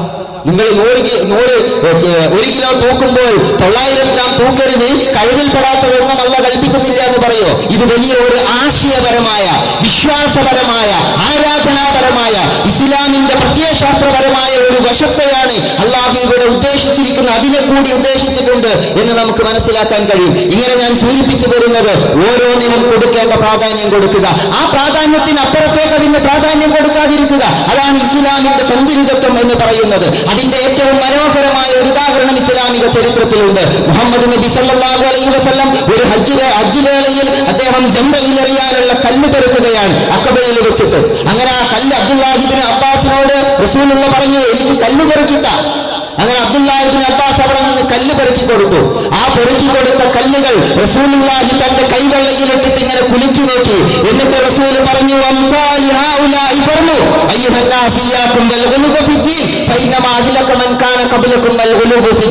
ഇതുപോലെയുള്ള കല്ലുകൊണ്ടാണ് നിങ്ങൾ എറിയേണ്ടത്, ഇതുപോലെയുള്ള കല്ലുകൊണ്ടാണ് നിങ്ങൾ എറിയേണ്ടത്. റസൂൽ കല്ലുകൾ കയ്യിൽ തൂക്കിയിട്ടാ പറയുന്നത്. എന്ന് പറഞ്ഞാൽ നിങ്ങളുടെ മണൽത്തരി പോലെയുള്ളത് എടുക്കരുത്, അതേസമയം നിങ്ങളുടെ കയ്യിൽ കൊള്ളാത്ത ജംറയിലല്ലേ എറിയുന്നത്, ഇബ്ലീസിനെയല്ലേ എറിയുന്നത്. ആവേശം മൂത്തിട്ട് ആളുകൾ ബാഗും കൊടയും ചെരുപ്പുമല്ലേ ഊരിയിട്ട് എറിയാറുണ്ട്. വലിയ വലിയ കല്ലുകൾ കൊണ്ടുവന്നിട്ട് ഇബ്ലീസിനോടുള്ള ദേഷ്യം തീർക്കണ്ട, അങ്ങനെയല്ല സംഭവം. ഇത് പ്രതീകാത്മക കർമ്മമാണ്, ചെറുത് മതി. എന്നാൽ അത് മണൽ പോലെ ആകാനും പാടില്ല. ഇത് വിശദീകരിച്ചിട്ട് റസൂലുള്ള പറഞ്ഞു, ഇയ്യാകും വൽ ഗുലൂബ ഫിദ്ദീൻ, ദീനിലെ അതിവാദങ്ങളെ സൂക്ഷിക്കണം. ഈ ആയത്ത് പറയുന്നത്, ഈ ഹദീസ് റസൂലുള്ള പറയുന്നത് ആരാധനകൾ അതിർക്കടിഞ്ഞു പോയ പള്ളിയിൽ ഇരുന്നിട്ടല്ല, മറിച്ച് ഒരു കല്ലിന്റെ വലിപ്പത്തെ കുറിച്ച് പറയുമ്പോഴാണ്. ഇതാണ് ഇസ്ലാമിന്റെ സന്തുലിതത്വത്തിന്റെ, സൗന്ദര്യത്തിന്റെ ഏറ്റവും മനോഹരമായ ഉപമ എന്ന് പറയുന്നത്, ഏറ്റവും മനോഹരമായ ഉദാഹരണം എന്ന് പറയുന്നത്. അപ്പോ ഒരു വിഷയത്തിലും അതിവാദങ്ങളിലേക്ക് പോകാതിരിക്കുക, ഒരു മേഖലക്കും ഒരു വശത്തിനും ഊന്നൽ നൽകാതിരിക്കുക. ഇസ്ലാമിന് ഒരു മുൻഗണനാക്രമമുണ്ട്, ആ മുൻഗണനാക്രമം തെറ്റിക്കാതിരിക്കുക. നിങ്ങൾ പ്രവാചകന്റെ അറഫാ പ്രഭാഷണം എടുത്തു നോക്കൂ. ആ അറഫാ പ്രഭാഷണം റസൂലുള്ള നിർവഹിക്കുന്നത് ഹജ്ജ് വേളയിലാണ്. ഹജ്ജ് എന്ന് പറയുന്നത് ഇസ്ലാമിലെ 4 അടിസ്ഥാന അനുഷ്ഠാനങ്ങളിലൊന്നാണ്. ആ അനുഷ്ഠാന കർമ്മത്തിലെ ഏറ്റവും മഹത്തായിട്ടുള്ള ചടങ്ങാണ് അറഫ, അൽ ഹജ്ജ് അറഫ. അറഫയാണ് ഹജ്ജിന്റെ ഏറ്റവും പ്രധാനപ്പെട്ട ആത്മാവ് എന്ന് റസൂലുള്ള പഠിപ്പിച്ചു. ആ ഹജ്ജ് എന്ന ആരാധനയുടെ ഏറ്റവും ഉന്നതമായ ആത്മീയ സന്ദർഭത്തിൽ അറഫയിൽ വെച്ചിട്ട് റസൂലുള്ള നടത്തിയ പ്രസംഗത്തിൽ നിങ്ങൾ എടുത്തു നോക്കൂ. ഇസ്ലാമിന്റെ മുൻഗണനകൾ അതിൽ കാണാം. റസൂലുള്ള അതിലൊരിക്കലും ആരാധനകളെ കുറിച്ച് പറഞ്ഞില്ല, പ്രാർത്ഥനകളെ കുറിച്ച് പറഞ്ഞില്ല, റസൂലുള്ള ബലിയറക്കുന്നതിനെ കുറിച്ച് പറഞ്ഞില്ല, കത്തിയുടെ മൂർച്ചയെ കുറിച്ച് പറഞ്ഞില്ല, ബലിയറത്ത ശേഷം തലമുണ്ടനത്തെ കുറിച്ച് പറഞ്ഞില്ല, തലമുണ്ടനം ചെയ്ത ശേഷം ആ മുടി നിങ്ങൾ എങ്ങോട്ട് കൊടുക്കണം ഇത്യാദി ഒരു കാര്യവും റസൂലുള്ള പറഞ്ഞില്ല. അവിടെ താടിയെ കുറിച്ച് റസൂലുള്ള സംസാരിച്ചില്ല. പിന്നെന്താ പറഞ്ഞേ? ഇസ്മാഉ അയ്യുഹന്നാസ്, മനുഷ്യരെ നിങ്ങൾ കേൾക്കണം എന്ന് പറഞ്ഞുകൊണ്ട് റസൂലുള്ള ആരംഭിച്ചത് മനുഷ്യന്റെ അഭിമാനത്തെ കുറിച്ച്, സ്വത്തിനെ കുറിച്ച്, സമ്പത്തും അഭിമാനവും ജീവനും സംരക്ഷിക്കുന്നതിനെ കുറിച്ച്, സ്ത്രീകളോട് മാന്യമായി പെരുമാറുന്നതിനെ കുറിച്ച്, പലിശയെ കുറിച്ച്, ജാതി വ്യവസ്ഥ അവസാനിപ്പിക്കുന്നതിനെ കുറിച്ച്, അല്ലാഹുവിന്റെ നിയമങ്ങൾ മാറ്റിമറിക്കുന്നതിനെ കുറിച്ച്, ഇങ്ങനെ തുടങ്ങിയിട്ടുള്ള 6-7 കാര്യങ്ങളാ റസൂലുള്ള പറഞ്ഞ്. ഇതാണ് ഇസ്ലാമിന്റെ മർമ്മം എന്ന് പറയുന്നത്. വിശുദ്ധ ഖുർആൻ ഒരിടത്ത് പറഞ്ഞിട്ടില്ലേ, അല്ലാഹുവിന്റെ മാർഗത്തിൽ ധർമ്മസമരത്തിൽ ഏർപ്പെടുന്നത്, അല്ലാഹുവിൽ അടിയുറച്ച് വിശ്വസിച്ച് ധർമ്മസമരത്തിൽ ഏർപ്പെടുന്നതും ഹാജിമാർക്ക് വെള്ളം കോരി കൊടുക്കുന്നതും ഒരുപോലെയല്ല എന്ന് പറഞ്ഞാൽ അതിന്റെ അർത്ഥം എന്താ? ദീനിൽ പ്രധാനപ്പെട്ട കാര്യങ്ങളുണ്ട്, അതിന്റെ തടിയുണ്ട്, ശാഖകളുണ്ട്. ഒരു മരത്തിന്റെ എല്ലാ ഭാഗവും ഒരുപോലെയല്ല. അതിന്റെ വേരുകൾക്ക് അതിന്റെ പ്രാധാന്യമുണ്ട്, അതിന്റെ തടിയുണ്ട്, അതിന്റെ ചില്ലകളുണ്ട്. ആ ചില്ലകളെല്ലാം എടുത്തിട്ട് തടിയുടെ പ്രാധാന്യം അതിന് കൊടുക്കാൻ പറ്റില്ല. അത് ഇലകൾ വീഴും, വാടിക്കരിയും, പിന്നെ പുതിയ ഇലകൾ ഉണ്ടാകും. ഇതുപോലെയാണ് ഇസ്ലാം. ഇസ്ലാമിന് തടിയുണ്ട്, വേരുണ്ട്, ചില്ലകളുണ്ട്, പൂവും കായുണ്ട്. അതിന്റെ പ്രാധാന്യമുള്ളതാണ്, അപ്രധാനമായത് അപ്രധാനമാണ്. പക്ഷേ ഈ അജണ്ടകൾ നമ്മൾ അട്ടിമറിച്ചു. അങ്ങനെ അജണ്ടകൾ അട്ടിമറിച്ചപ്പോഴാണ് ഇസ്ലാമിന്റെ സൗന്ദര്യം നമുക്ക് ആസ്വദിക്കാൻ കഴിയാതെ പോയത്. ഇസ്ലാമിന് അതിന്റെ സൗന്ദര്യം നഷ്ടപ്പെട്ടു പോയത്. നിങ്ങളൊരു വീടെടുക്കുന്നു, വീടിന് അടിത്തറയുണ്ടാകും, ആ അടിത്തറയ്ക്ക് മുകളിൽ അതിന്റെ കെട്ടിടമുണ്ടാകും, അതിന്റെ സ്കെൽട്ടൻ ഉണ്ടാകും, അതിന്റെ കെട്ടിടമുണ്ടാകും, അതിന് റൂഫുണ്ടാകും. ഇതൊക്കെ വീടിന്റെ പ്രധാനപ്പെട്ട ഭാഗങ്ങളാണ്. അത് കഴിഞ്ഞിട്ട് നമ്മൾ വീടിന് പെയിന്റ് അടിച്ചിട്ട് അതിന് ഫാൻസി ലൈറ്റുകളൊക്കെ പിടിപ്പിക്കും. എന്തിനാ അത്? അതൊക്കെ വീടിന്റെ അപ്രധാനമായ ഭാഗങ്ങളാണ്. ഇങ്ങനെ തന്നെയാണ് ഇസ്ലാമിനെയും. ഇസ്ലാമിനും അതിന്റെ അടിത്തറയുണ്ട്, അതിന്റെ സ്കെൽട്ടൻ ഉണ്ട്, അതിന്റെ ചുമരുണ്ട്, പാർട്ടീഷൻ ഉണ്ട്, അങ്ങനെ ഒരുപാട് കാര്യങ്ങളുണ്ട്. അതിൽ അടിസ്ഥാനപരമായി കിട്ടേണ്ട വെളിച്ചം കിട്ടുന്ന ലൈറ്റുകളുണ്ട്, അതിന് ഫാൻസി ലൈറ്റുകളുണ്ട്, അങ്ങനെ ഒരുപാടുണ്ട്. ഇതിനെയൊക്കെ വിശദീകരിച്ചിട്ട് ഇങ്ങനെ പരന്നു കിടക്കുന്ന ഒന്നാണ് ഇസ്ലാം എന്ന് പറയുന്നത്. ഈ ഇസ്ലാമിലെ ഓരോന്നിനും അതിന്റെ പ്രാധാന്യം, വേരിന് അതിന്റെ പ്രാധാന്യം, തടിക്ക് അതിന്റെ പ്രാധാന്യം, ചില്ലകൾക്ക് അതിന്റെ പ്രാധാന്യം, ചില്ലയിലെ ഇലകൾക്ക് അതിന്റെ പ്രാധാന്യം, ഇതെല്ലാം കൂടെ എടുത്തു വെച്ചിട്ട് ഇസ്ലാം എന്ന് പറയുന്നത് ഒരൊറ്റ ഏകകമാണ്, എല്ലാം ഒരുപോലെയാണ് എന്ന് മനുഷ്യർ മനസ്സിലാക്കാൻ ആളുകൾ ശ്രമിച്ചപ്പോഴാണ് ഇസ്ലാമിന്റെ സൗന്ദര്യത്വം അതിന് നഷ്ടപ്പെട്ടു പോയത്, ഇസ്ലാമിന്റെ സൗന്ദര്യം അതിന് കെട്ടുപോയത് എന്ന് കാണാൻ കഴിയും. പക്ഷേ ഇസ്ലാമിന്റെ ഈ സൗന്ദര്യം അറിയണമെങ്കിൽ ഏറ്റവും പ്രധാനപ്പെട്ടത് ഇസ്ലാമിനെ നമ്മൾ എങ്ങനെ വായിക്കുന്നു, എങ്ങനെ മനസ്സിലാക്കുന്നു എന്നതാണ് പ്രധാനമായിട്ടുള്ളത്. എങ്ങനെയാണ് ഇസ്ലാമിനെ വായിക്കുന്നത്? ഇസ്ലാം അന്നും ഇന്നും ഒന്നാണ്. പക്ഷേ ഇസ്ലാമിനെ നമ്മൾ എങ്ങനെ വായിക്കുന്നു, ഇസ്ലാമിനെ നമ്മൾ എങ്ങനെ എടുക്കുന്നു, അതാണ് പ്രധാനം. അതിനെ പോസിറ്റീവായിട്ട് വായിക്കാം, നെഗറ്റീവായിട്ട് വായിക്കാം. നിങ്ങൾക്ക് ഒരു ഗ്ലാസിൽ വെള്ളം കൊണ്ടുവച്ചു ഒരാൾ, ഗ്ലാസിന്റെ പാതിയെ വെള്ളമുള്ളൂ, ഒരാൾക്ക് പറയാം പാതി വെള്ളമുള്ള ഗ്ലാസ്, അത് പോസിറ്റീവായ ഒരു റീഡിംഗ് ആണ്. അതേസമയം വേറെ ഒരാൾക്ക് പറയാം പാതി കാലിയായ ഗ്ലാസ്, അത് നെഗറ്റീവായ ഒരു വായനയാണ്. അയാൾ അതിൽ ഇല്ലാത്തത് കാണുന്നു, ഇയാൾ അതിൽ ഉള്ളത് കാണുന്നു. മറ്റൊരു ഉദാഹരണം ഒരുപക്ഷെ നിങ്ങൾ കേട്ടിരിക്കും. സ്കൂളിൽ മലയാളം പഠിപ്പിക്കുന്ന അധ്യാപകർ കുട്ടികളോട് സാധാരണ പറയുന്ന ഒരു ഉദാഹരണമാണ്, ഞാൻ നിന്റെ പേന കെട്ടിട്ടില്ല എന്ന ഒരു വാചകം നിങ്ങൾ എടുക്കുക. ആ വാചകത്തിലെ വ്യത്യസ്ത വാക്കുകളുടെ ഊന്നലുകൾ നിങ്ങൾ നോക്കുക. ഞാൻ നിന്റെ പേന കെട്ടിട്ടില്ല എന്നാണ് പറയുന്നതെങ്കിൽ, ഊന്നൽ ഞാൻ എന്ന വാക്കിനാണെങ്കിൽ അവിടെ ഞാൻ കട്ടിട്ടില്ല മറ്റാരോ കട്ടിട്ടുണ്ട് എന്നാണ് അതിന്റെ അർത്ഥം. ഞാൻ നിന്റെ പേന കട്ടിട്ടില്ല എന്ന് പറഞ്ഞിട്ട് നിന്റെ എന്നിടത്താണ് ഊന്നലെങ്കിൽ നിന്റേത് കട്ടിട്ടില്ല മറ്റൊരാളുടേത് മോഷ്ടിച്ചിട്ടുണ്ട് എന്നാണ് അർത്ഥം. ഞാൻ നിന്റെ പേന കട്ടിട്ടില്ല എന്നാണ് പറയുന്നതെങ്കിൽ പേന മോഷ്ടിച്ചിട്ടില്ല മറ്റെന്തോ മോഷ്ടിച്ചിട്ടുണ്ട് എന്നാണ് അർത്ഥം. ഞാൻ നിന്റെ പേന മോഷ്ടിച്ചിട്ടില്ല എന്ന് പറഞ്ഞിട്ട് മോഷ്ടിച്ചു എന്നതിനാണ് ഊന്നൽ കൊടുക്കുന്നതെങ്കിൽ ഞാൻ നിന്റെ പേന തൽക്കാലം എഴുതാനെടുത്തതാണ്, മോഷ്ടിച്ചതല്ല എന്നാണ് അതിന്റെ അർത്ഥം. ഏത് വാക്കിലാണോ നമ്മൾ ഊന്നൽ കൊടുക്കുന്നത് അതിനനുസരിച്ച് അർത്ഥവ്യത്യാസം വരും. ഇസ്ലാമിന്റെ കാര്യവും ഇങ്ങനെ തന്നെയാണ്. ഇസ്ലാം എന്ന് പറയുന്നത് 4 വാക്കുള്ള ഒരു വാചകം പോലെ, അല്ലെങ്കിൽ ഒരുപാട് വാക്കുള്ള ഒരു വാചകം പോലെയാണ് ഇസ്ലാം. ഒരു എസ്സേ പോലെ നിങ്ങൾ ഇസ്ലാമിനെ എടുക്കുക, അതിൽ പല വാക്കുകൾക്കും പല ഊന്നലുകളും ഉണ്ടാകും. ആ ഊന്നലുകൾ മനസ്സിലാക്കി ഇസ്ലാമിനെ വായിക്കാൻ നമ്മൾ ശ്രമിച്ചിട്ടില്ലെങ്കിൽ നമ്മൾ താളം തെറ്റിപ്പോകും. ഇസ്ലാമിന്റെ താളം തെറ്റും, നമ്മുടെ ജീവിതത്തിന്റെ ക്രമം തെറ്റിപ്പോകും. ഇസ്ലാം എന്ന് പറയുന്നത് ഒരു മൂല്യത്തിന്റെ പേരാണ്. ഇസ്ലാം എന്നത് ഒരു സംസ്കാരത്തിന്റെ പേരാണ്. അതൊരു ബോധവും അതൊരു ധാർമ്മികതയുമാണ്. ഇസ്ലാമിന്റെ ഏറ്റവും പ്രധാനപ്പെട്ട വശം എന്ന് പറയുന്നത് നീതിയാണ്. ഇസ്ലാം എന്ന് പറഞ്ഞാൽ നീതിയാണ്. മനുഷ്യൻ അള്ളാഹുവോട് ചെയ്യുന്ന നീതി, അതിനെയാണ് നമ്മൾ അള്ളാഹുവിന്റെ ഏകനായ അള്ളാഹുവിനെ മാത്രം അംഗീകരിക്കുക, അള്ളാഹുവിനെ മാത്രം ഇബാദത്ത് ചെയ്യുക എന്ന് പറയുന്നത്. അത് അള്ളാഹുവിനോട് ചെയ്യുന്ന നീതി. മനുഷ്യൻ മനുഷ്യനോട് ചെയ്യുന്ന നീതിയാണ് ഇസ്ലാം. മൂന്നാമത്തേത് മനുഷ്യൻ പ്രകൃതിയോട് ചെയ്യുന്ന നീതിയാണ്. ഈ 3 നീതിയല്ലാത്തതൊന്നും ഇസ്ലാം പഠിപ്പിച്ചിട്ടില്ല. നിങ്ങൾ ഇസ്ലാമിന്റെ ആരാധനകളെ, അനുഷ്ഠാന മുറകളെ, ഇസ്ലാമിന്റെ ക്രയവിക്രയങ്ങളെ, ഇസ്ലാമിന്റെ മറ്റെല്ലാ മേഖലകളെയും നിങ്ങൾ എടുത്ത് പരിശോധിച്ച് നോക്കൂ. ഈ 3 നീതി മാത്രമേ നമുക്ക് ഇസ്ലാമിൽ കാണാൻ കഴിയൂ. ഇസ്ലാമിന്റെ ഒരു പ്രത്യേകത എന്ന് പറയുന്നത് അത് മനുഷ്യ ജീവിതത്തിന്റെ എല്ലാ മേഖലകളോടും താദാത്മ്യപ്പെടുന്നു എന്നതാണ്. എല്ലാ മേഖലകളെയും ഉൾക്കൊള്ളുക മാത്രമല്ല ചെയ്യുന്നത്, ഓരോ മേഖലക്കും അതിന്റെ പ്രാധാന്യത്തോടു കൂടി അത് താദാത്മ്യപ്പെടുന്നു എന്നാണ്. നമ്മുടെ ജീവിതത്തിൽ എന്തൊക്കെയുണ്ട് അതിനൊക്കെയുള്ള ഉത്തരാണ് ഇസ്ലാം. അതിന്റെ ഏതൊക്കെ വശങ്ങൾ, ഏതൊക്കെ മേഖലകളിൽ, ഏതൊക്കെ രീതിയിൽ ഇടപെടണം, ആ പ്രാധാന്യത്തോടു കൂടി മാത്രമേ, ആ അളവിൽ മാത്രമേ ഇസ്ലാം ഇടപെടാൻ പഠിപ്പിച്ചിട്ടുള്ളൂ. പക്ഷെ നമ്മൾ ചെയ്യുന്നത് പലപ്പോഴും ആ പാളാന്ന് തെറ്റിക്കും. എന്ന് പറഞ്ഞാൽ മനുഷ്യന്റെ സ്വാഭാവികമായ ജീവിതം നിങ്ങൾ എടുത്തു നോക്കൂ. ഒരു ദിവസത്തെ ജീവിതം, നമ്മൾ എന്ത് പരിപാടി കഴിഞ്ഞാൽ നമ്മൾ പോയിട്ട് ഉറങ്ങും, അത് കഴിഞ്ഞിട്ട് ഉണരും, ഭക്ഷണം കഴിക്കും. അപ്പോ ഉറക്കം, ഇസ്ലാമിൽ ഉറക്കമുണ്ട്, ഉണർച്ചയുണ്ട്, ഭക്ഷണമുണ്ട്. രാത്രിയും രാത്രിയിലെ ഉറക്കവും വിശുദ്ധ ഖുർആൻ പരിഗണിച്ചിട്ടുള്ള പരാമർശം പരാമർശിച്ചിട്ടുള്ള വിഷയമാണ്. ഉണർച്ചയെക്കുറിച്ച്, അതിലെ പ്രാർത്ഥനയെക്കുറിച്ച് പറഞ്ഞു, ഭക്ഷണത്തെക്കുറിച്ച് ഒരുപാട് സംസാരിച്ചു. ഇത് മനുഷ്യന്റെ ദൈനംദിന ജീവിതത്തിൽ ഏറ്റവും പ്രധാനപ്പെട്ട ഭാഗമാണ് എന്ന് പറഞ്ഞിട്ട് എപ്പോഴും നിങ്ങളോട് ഉറങ്ങാൻ പറഞ്ഞില്ല, എപ്പോഴും നിങ്ങളോട് ഉണർന്നിരിക്കാൻ പറഞ്ഞില്ല, എപ്പോഴും ഭക്ഷണം കഴിക്കാൻ പറഞ്ഞില്ല. അതിന് അതിൻ്റെതായ അളവും രൂപവും മാത്രമേ ഇസ്ലാം നിശ്ചയിച്ചു തന്നിട്ടുള്ളൂ. മനുഷ്യന്റെ പ്രകൃതിയിൽപ്പെട്ടതാണ് ചിരി, കരച്ചില്, ദേഷ്യം, ഇല്ലേ? ഇതൊക്കെ ഇസ്ലാമിലുണ്ട്.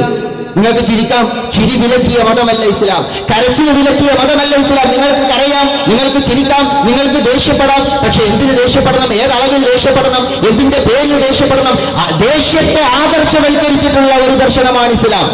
കാരണം അള്ളാഹുവിന് വേണ്ടി ദേഷ്യപ്പെടുക, അള്ളാഹുവിന് വേണ്ടി ദേഷ്യപ്പെടുക, ദേഷ്യത്തെ ആദർശവൽക്കരിച്ചിട്ടുള്ള, ചിരിയെ അതുപോലെ കരച്ചിലിനെ വിശ്വാസവൽക്കരിച്ചിട്ടുള്ള ദർശനമാണ് ഇസ്ലാം എന്ന് പറയുന്നത്. അതുപോലെ തന്നെ ഇത് കഴിഞ്ഞ മനുഷ്യൻ അവന്റെ മനസ്സിന് വികാരങ്ങളുണ്ട്, സ്നേഹം വേണം. കാലിന്റെ മനസ്സിന് കാരുണ്യം ആവശ്യമുണ്ട്, കാരുണ്യം കൊടുക്കണം, സ്നേഹം കൊടുക്കണം.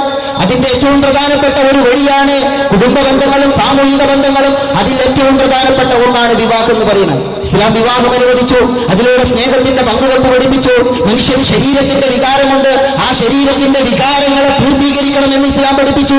നിങ്ങൾക്ക് ചുംബിക്കണം, അത് മനുഷ്യന്റെ ഒരു ആഗ്രഹമാണ്. നിങ്ങൾ കുഞ്ഞിനെ ചുംബിക്കണം, ഭാര്യയെ ചുംബിക്കണം, ഭർത്താവിനെ ചുംബിക്കണം.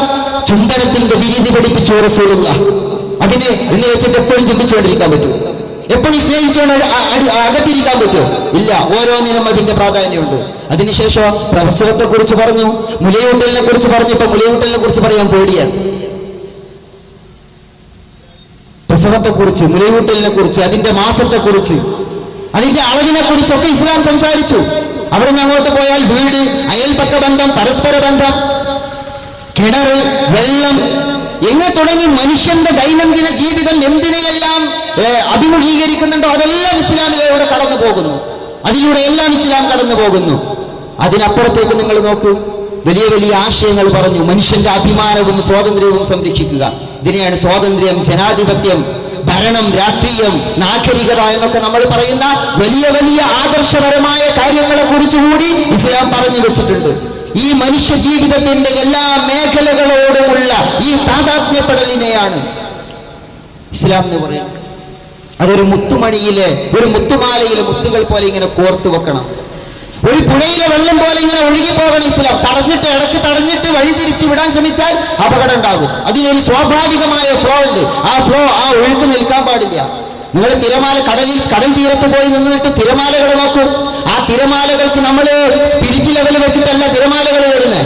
തിരമാലകൾ ഇങ്ങനെ അടിച്ചു കയറിയിട്ട് കൃത്യമായ ഒരു വരമ്പ്, ഇപ്പൊ നമ്മൾ റോഡിലൂടെ പോകുമ്പോൾ അതിലിങ്ങനെ 3 വരി 4 വരി പാതയിൽ കൃത്യമായ അതിർവരമ്പിട്ടിട്ട് കാണാം. ഇതുപോലെയാണോ തിരമാല വരുന്നത്? തിരമാല ചില സ്ഥലത്ത് നമ്മളിങ്ങനെ ഇറങ്ങി നിൽക്കും, അപ്പൊ തിരമാല കുറെ മുന്നിലായിരിക്കും വന്നു പോകുന്നുണ്ടാകുക. അപ്പൊ നമ്മൾ കുറച്ചുകൂടെ മുന്നോട്ട് ഇറങ്ങും. അതേസമയം കുറച്ചപ്പുറത്ത് നോക്കിയാൽ തിരമാല നമ്മൾ നിൽക്കുന്നതിന്റെ കുറെ പുറകിൽ പിന്നോട്ട് കയറി വന്നിട്ടുണ്ടാകും. കുറച്ചപ്പുറത്ത് പോയാൽ അതിനേക്കാൾ പിന്നോട്ട് വന്നിട്ടുണ്ടാകും. ഇങ്ങനെ ചെറിയ ചെറിയ ഇടവുകളിലും വിടവുകളിലും വലിയ മേഖലകളിലുമൊക്കെ ഇങ്ങനെയാണ് തിരമാല ഉണ്ടാവുക. ഇങ്ങനെയാണ് മനുഷ്യന്റെ ജീവിതം. പല സ്ഥലത്ത് കയറി ഇറങ്ങിപ്പോകും. അങ്ങനെ കയറി ഇറങ്ങി പോകുന്ന സമയത്തെല്ലാം ഒരൊറ്റ നിൽപ്പേ നിൽക്കാൻ പാടുള്ളൂ എന്ന് പറയുന്ന ഒരു വാർപ്പ് മാതൃകയുള്ള കോൺക്രീറ്റ് ടൈറ്റുള്ള ഒരു മതമില്ല. അതിന്റെ പേരല്ല ഇസ്ലാം. ഇസ്ലാമിന്റെ ഏറ്റവും വലിയ പ്രത്യേകത എന്ന് പറയുന്നത് അതിന്റെ ഒരു വികാസക്ഷമതയും അതിന്റെ ഒരു ഫ്ലെക്സിബിലിറ്റിയുമാണ്. വല്ലാത്ത ഒരു ഫ്ലെക്സിബിലിറ്റി ഉണ്ട് ഇസ്ലാമിന്. ഇത് കോൺക്രീറ്റ് അറയുടെ പേരല്ല. അങ്ങനെ കോൺക്രീറ്റ് അറയാക്കി ഇസ്ലാമിനെ പിന്നെ സങ്കല്പിക്കാനും അവതരിപ്പിക്കാനും പ്രയോഗവൽക്കരിക്കാനും ശ്രമിച്ചപ്പോഴാണ് അങ്ങനെ ശ്രമിച്ചവർ തുണ്ടമായി ചിന്ന ഭിന്നമായി പോയത്. ഇതങ്ങനെ നിൽക്കില്ല. ഇതിന്റെ സ്വാഭാവികതയെ നമ്മൾ ഉൾക്കൊള്ളണം. ഇതിന്റെ പ്രകൃതിപരതയെ നമ്മൾ ഉൾക്കൊള്ളണം. നമ്മൾ എന്താ ചെയ്യുന്നത് നിങ്ങൾ ആലോചിച്ച് നോക്കൂ. മനുഷ്യൻ പ്രകൃതിയോട് ചെയ്യുന്ന ക്രൂരതയാണ് ഇസ്ലാമിനോട് മുസ്ലിങ്ങളിൽ ചിലർ ചെയ്തത്. നമ്മൾ കുന്നൊക്കെ ഇടിച്ചു കൊണ്ടുവന്നിട്ട് വയലിലിട്ടിട്ട് സമനിരപ്പാക്കുക. ഇങ്ങനെ ഇസ്ലാമിനെ സമനിരപ്പാക്കാൻ തുടങ്ങി. ഏതർത്ഥത്തിൽ? അല്ലാഹുവല്ലാത്തവരെ വിളിച്ചു പ്രാർത്ഥിക്കുന്നതും താടിയുടെ നീളം കൂടുന്നതും കൈ കെട്ടുന്നതും അത്തഹിയ്യാത്തിൽ വിരലനക്കുന്നതും നമ്മൾ ഈ ഭൂമിയെ സമനിരപ്പാക്കാൻ ശ്രമിച്ച പോലെ ഇസ്ലാമിനെ അങ്ങ് സമനിരപ്പാക്കാൻ ശ്രമിച്ചു. അപ്പോഴത് പൊട്ടിത്തകർന്നു പോകുന്നത്. ഇസ്ലാമിന്റെ സ്വാഭാവികമായ ഒരു സന്തുലിതത്വം ഉള്ളത് നിശ്ചയിച്ചിട്ടുള്ള. അതിനാണ് ഞാൻ നേരത്തെ മത്തിയുടെ കടലിന്റെ തിമിംഗലത്തിന്റെ ഉദാഹരണം പറഞ്ഞത്. ഇത് ഈ പ്രകൃതിയുടെ താളമാണ്. അതിനെ നമ്മൾ അട്ടിമറിക്കാൻ ശ്രമിക്കരുത്. ഇസ്ലാമിലെ സന്തുലിതത്വത്തിന്റെ സ്വഭാവം അതുകൂടി നമ്മൾ മനസ്സിലാക്കണം. ഒന്നാമത് മനുഷ്യനോടാണല്ലോ ഇസ്ലാം സംസാരിക്കുന്നത്. നിങ്ങൾ മനുഷ്യനെ എടുത്തു നോക്ക്. മനുഷ്യന്റെ അകത്ത് രണ്ട് സംഗതികളുണ്ട്. മനുഷ്യൻ എന്ന് പറയുന്നത് രണ്ട് കാര്യങ്ങൾ ചേർന്നതാണ്. ഒന്ന് ആത്മാവ്, രണ്ടാമത്തേത് ശരീരം. ശരീരം മാത്രമല്ല മനുഷ്യൻ, ആത്മാവ് കൂടി ചേർന്നതാണ് മനുഷ്യൻ. ആത്മാവ് മാത്രമല്ല മനുഷ്യൻ, ശരീരം കൂടി ചേർന്നതാണ്. ആത്മാവ് മാത്രമാണ് മനുഷ്യനെങ്കിൽ നിങ്ങളോട് ദൈവത്തിൽ വിശ്വസിക്കാൻ പറഞ്ഞാൽ മതി. ശരീരം കൊണ്ടുള്ള ആരാധന അനുഷ്ഠാനങ്ങളുടെ ആവശ്യമില്ല.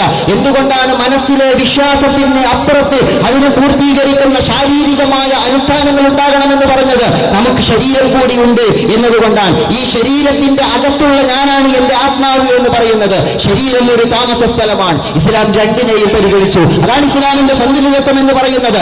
ആത്മാവിന്റെ വികാരങ്ങൾ ഉണ്ടാകും. സ്നേഹം, സമാധാനം, ശാന്തി, സ്വസ്ഥത, കാരുണ്യം, പ്രാർത്ഥനാ മനസ്സ്, ആരാധനാപരമായ മനസ്സ്, ഇതൊക്കെ നമ്മുടെ ആത്മാവിന്റെ കാര്യമാണ്.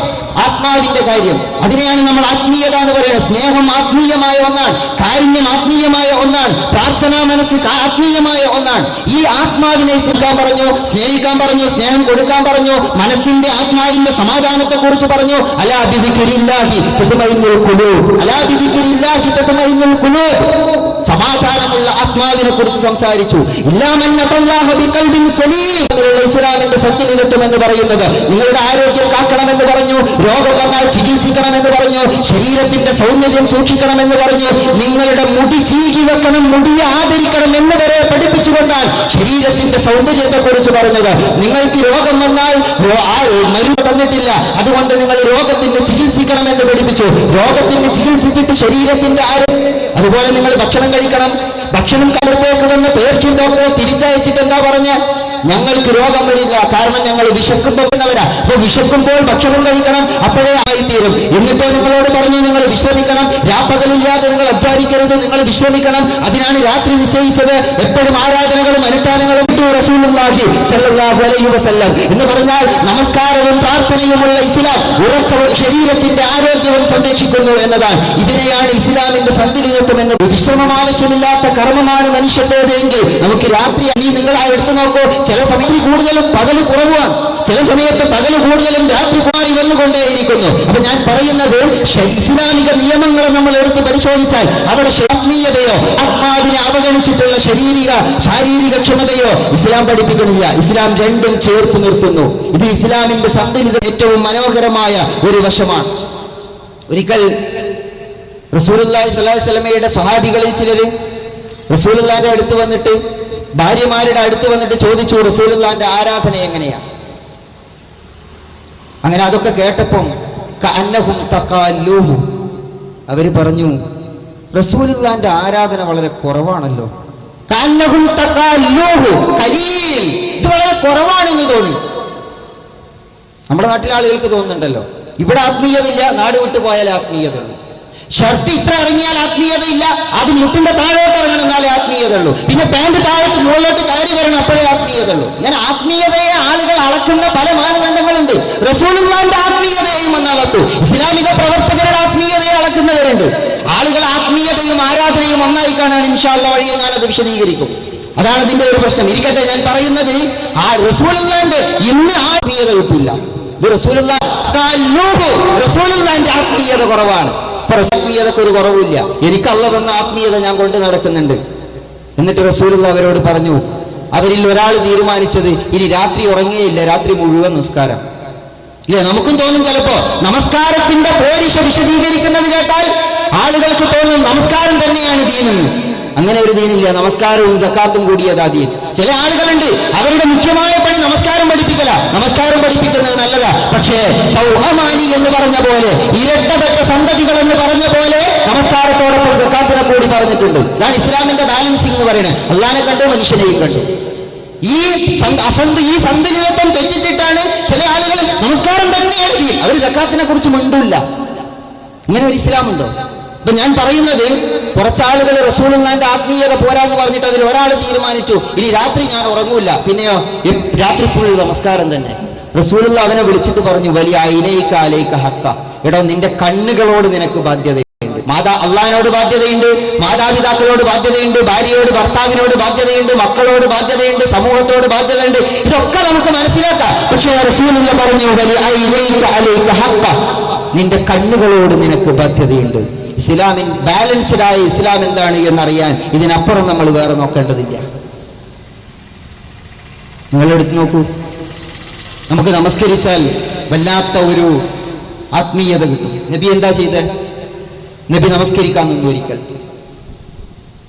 ഇസ്ലാമിന്റെ ഒരു ആത്മീയതയുടെ സവിശേഷതയാ പറയുന്നത്. അപ്പൊ ഒന്ന്, എനിക്കെന്റെ ശരീരത്തോട് ബാധ്യതയുണ്ട്, അത് ആരാധനയിൽ ഞാൻ പാലിക്കണം. രണ്ട്, എനിക്ക് വ്യക്തികളോട് ബാധ്യതയുണ്ട്, അത് ആരാധനകളിൽ ഞാൻ പരിഗണിക്കണം. റസൂലുള്ള ഒരിക്കൽ നമസ്കരിക്കാൻ നിന്നു, ദീർഘിച്ച് ഖുർആൻ പാരായണം ചെയ്യാൻ ആഗ്രഹിച്ചു. അപ്പൊ പുറകുന്ന ഒരു കുട്ടി കരയുന്നു. നമ്മളാണ് എന്താ വിചാരിക്കുക? നമ്മൾ കുറച്ച് നന്നായി നമസ്കരിക്കണം എന്ന് വിചാരിച്ചപ്പോഴേക്ക് കരയുന്നു. എന്നോടൊരാൾ പറഞ്ഞത്, നമസ്കാരത്തിന് ഇമാമ് നിൽക്കുന്ന ഒരാൾ എന്നോട് ചോദിച്ചു, ഞാൻ നമസ്കരിക്കാൻ നിന്ന ഉടനെ കുട്ടികൾ കരയാൻ തുടങ്ങും, വല്ല ഇബ്ലീസും ചെയ്യിക്കുന്നതായിട്ടാ തോന്നുക. റസൂലുള്ള ഈ കരച്ചിൽ കേട്ടപ്പോ എന്താ ചെയ്തേ? റസൂലുള്ള നമസ്കാരം ചുരുക്കി, നമസ്കാരത്തിന്റെ ദൈർഘ്യം ചുരുക്കി. എന്തിനു വേണ്ടി?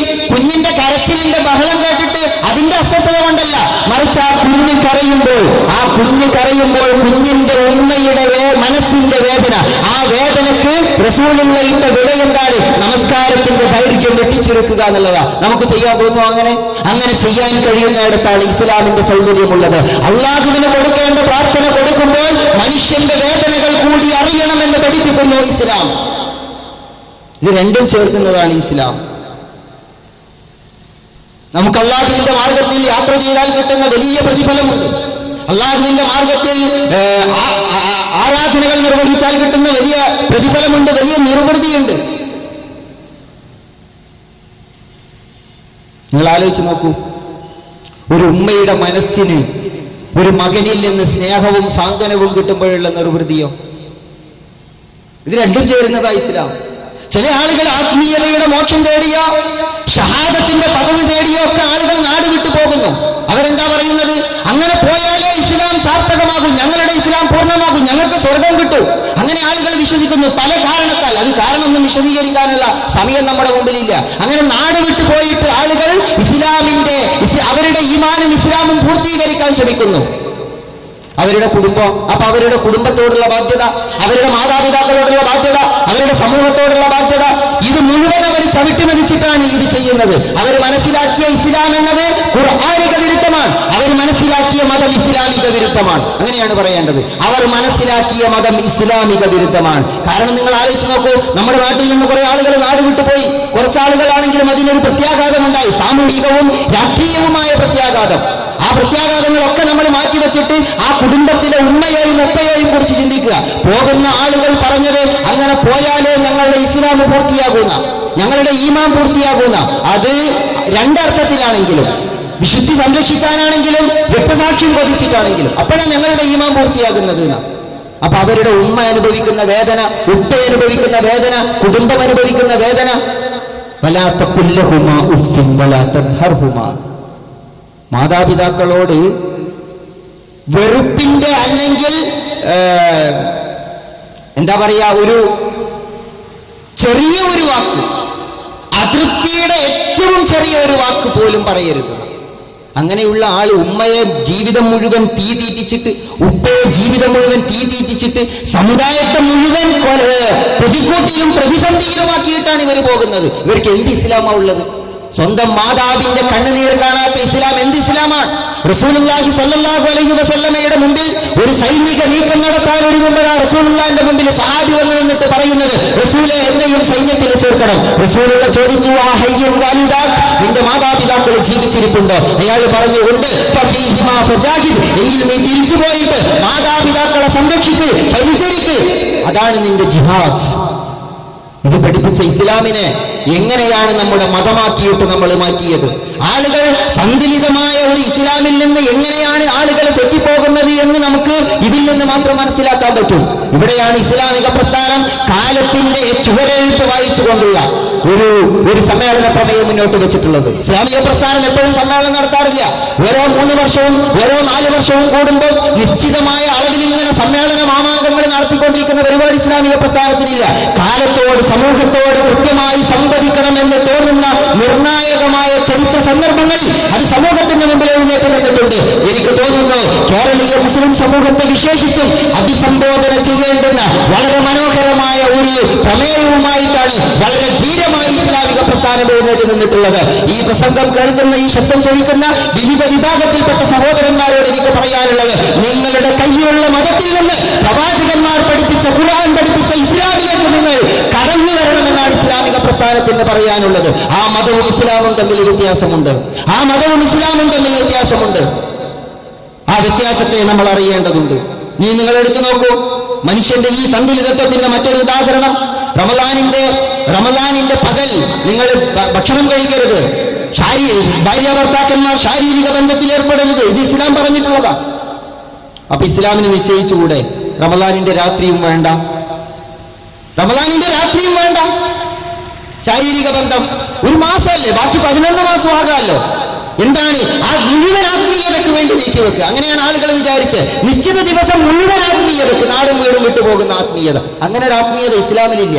അങ്ങനെ ഉണ്ടെങ്കിൽ ചെയ്യേണ്ടിയിരുന്നത്, റമദാനിന്റെ പകൽ അത് നിയന്ത്രിക്കുന്നുണ്ടോ, എന്നാ ഒരു മാസം മുഴുവനായിട്ട് അത് വിട്, റമദാനിന്റെ രാത്രിയും കിടക്കട്ടെ എന്ന് നിശ്ചയിക്കായിരുന്നു. പക്ഷേ ഇസ്ലാം എന്താ ചെയ്ത്, റമദാനിന്റെ പകൽ ഇതൊക്കെ നിയന്ത്രിച്ചു വെച്ചോ, പകരം രാത്രി അത് നിങ്ങൾക്ക് ആകാം. കാരണം മനുഷ്യന്റെ മനസ്സിന്റെ ആഗ്രഹത്തെ, ശരീരത്തിന്റെ വികാരത്തെ ഇസ്ലാം അവിടെ പരിഗണിച്ചു. എന്നിട്ട് പറഞ്ഞു, ഹിന്ദലക്കും വേദത്തെ ശ്രീയാമി നിസായിക്കും, നിങ്ങൾക്കത് അനുവദിക്കപ്പെട്ടിരിക്കുന്നു റമദാനിന്റെ രാത്രിയിൽ. നിങ്ങൾ ആലോചിച്ച് നോക്കൂ, ആ റമദാനിന്റെ രാത്രി അത് വിലക്കിയാൽ ഇസ്ലാം പ്രകൃതി വിരുദ്ധമായി തീരും. ഇസ്ലാം ആരാധനയെ മാത്രമല്ല, ഇസ്ലാം മനുഷ്യന്റെ ശരീരത്തെ, വികാരങ്ങളെ കൂടി പരിഗണിച്ചു, മനുഷ്യന്റെ ജീവിതത്തെ കൂടി പരിഗണിച്ചു. ഇതാണ് ഒന്ന്.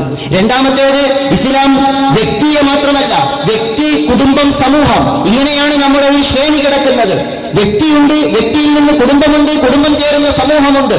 മനുഷ്യന്റെ മനസ്സും ശരീരവും തമ്മിലുള്ള ഒരു സന്തുലിതത്വം ഇസ്ലാം സാധിച്ചെടുത്ത പോലെ വ്യക്തിക്കും കുടുംബത്തിനും സമൂഹത്തിനും ഇടയിലുള്ള വല്ലാത്ത ഒരു താള ഐക്യം ഇസ്ലാം സാധിച്ചെടുത്തിട്ടുണ്ട്. അതിനെയാണ് ഞാൻ നേരത്തെ മുത്തുമാലയിലെ മുത്തുമണികൾ കോർത്തു വെച്ച പോലെ എന്ന് പറയുന്നത്. വ്യക്തി പ്രധാനമാവുകയും കുടുംബം താഴോട്ട് പോവുകയും, കുടുംബം പ്രധാനമാവുകയും വ്യക്തി താഴോട്ട് പോവുകയും, വ്യക്തിയും കുടുംബവും പ്രധാനമാവുകയും സമൂഹം അവഗണിക്കപ്പെടുകയും, സമൂഹവും പൊതുസ്വത്തും പ്രധാനമാവുകയും, വ്യക്തിയും സ്വകാര്യ സ്വത്തും സ്വകാര്യ ജീവിതവും അപ്രധാനമാവുകയും ചെയ്യുന്ന ഒന്നും ഇസ്ലാമിലില്ല. വ്യക്തി പ്രധാനമാണ്, കുടുംബ പ്രധാനമാണ്, സമൂഹം പ്രധാനമാണ്, അതിൻ്റെതായ അളവിൽ മാത്രം. അതിങ്ങനെ കടന്നു, നിങ്ങൾ ട്രെയിൻ യാത്ര ചെയ്തിട്ടുള്ളവർക്കറിയാം, റെയിൽ പാളം ഇങ്ങനെ കടന്നു പോകുന്ന സമയത്ത് ഇടയ്ക്കത് ട്രാക്ക് മാറും, 3ആയി 4ആയിട്ടൊക്കെ മാറും. അതിനിടയ്ക്ക് ട്രെയിൻ പാളം മാറുന്ന ഒരു സമയമുണ്ട്.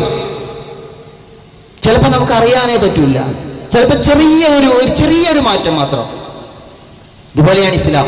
വ്യക്തിയിൽ നിന്ന് കുടുംബത്തിലേക്ക്, കുടുംബത്തിൽ നിന്ന് സമൂഹത്തിലേക്ക്, സമൂഹത്തിൽ നിന്ന് തിരിച്ചു കുടുംബത്തിലേക്ക്, പിന്നെ വ്യക്തിയിലേക്ക്. ഇതിങ്ങനെ വല്ലാത്ത ഒരു രൂപത്തിൽ കാരണം, ഒരു കോർമ, ഒന്നിങ്ങനെ ഒരു വല്ലാത്ത ഒരു ചക്രം, ആ ചക്രത്തിന്റെ രൂപത്തിലാണ് അല്ലാഹു ഇതിനെ സംവിധാനിച്ചിരിക്കുന്നത്. ഈ താളം തെറ്റിപ്പോയാൽ ഇസ്ലാം തെറ്റും. നിങ്ങൾ വാഹനം കണ്ടിട്ടുണ്ട്, വാഹനത്തിൽ യാത്ര ചെയ്തിട്ടുണ്ട്, ബസ് എടുത്തു നോക്കും, ബസ്സിന്റെ മുന്നിൽ 2 ടയറും പുറകിൽ 4 ടയറും കാണാം. ബസ്സിന്റെ മുന്നിൽ 2 ടയറും ബസ്സിന്റെ ബാക്കിൽ 4 ടയറും. ചിലപ്പോ അത് 6 ടയറാകും. നിങ്ങൾ എടുത്തു നോക്ക്.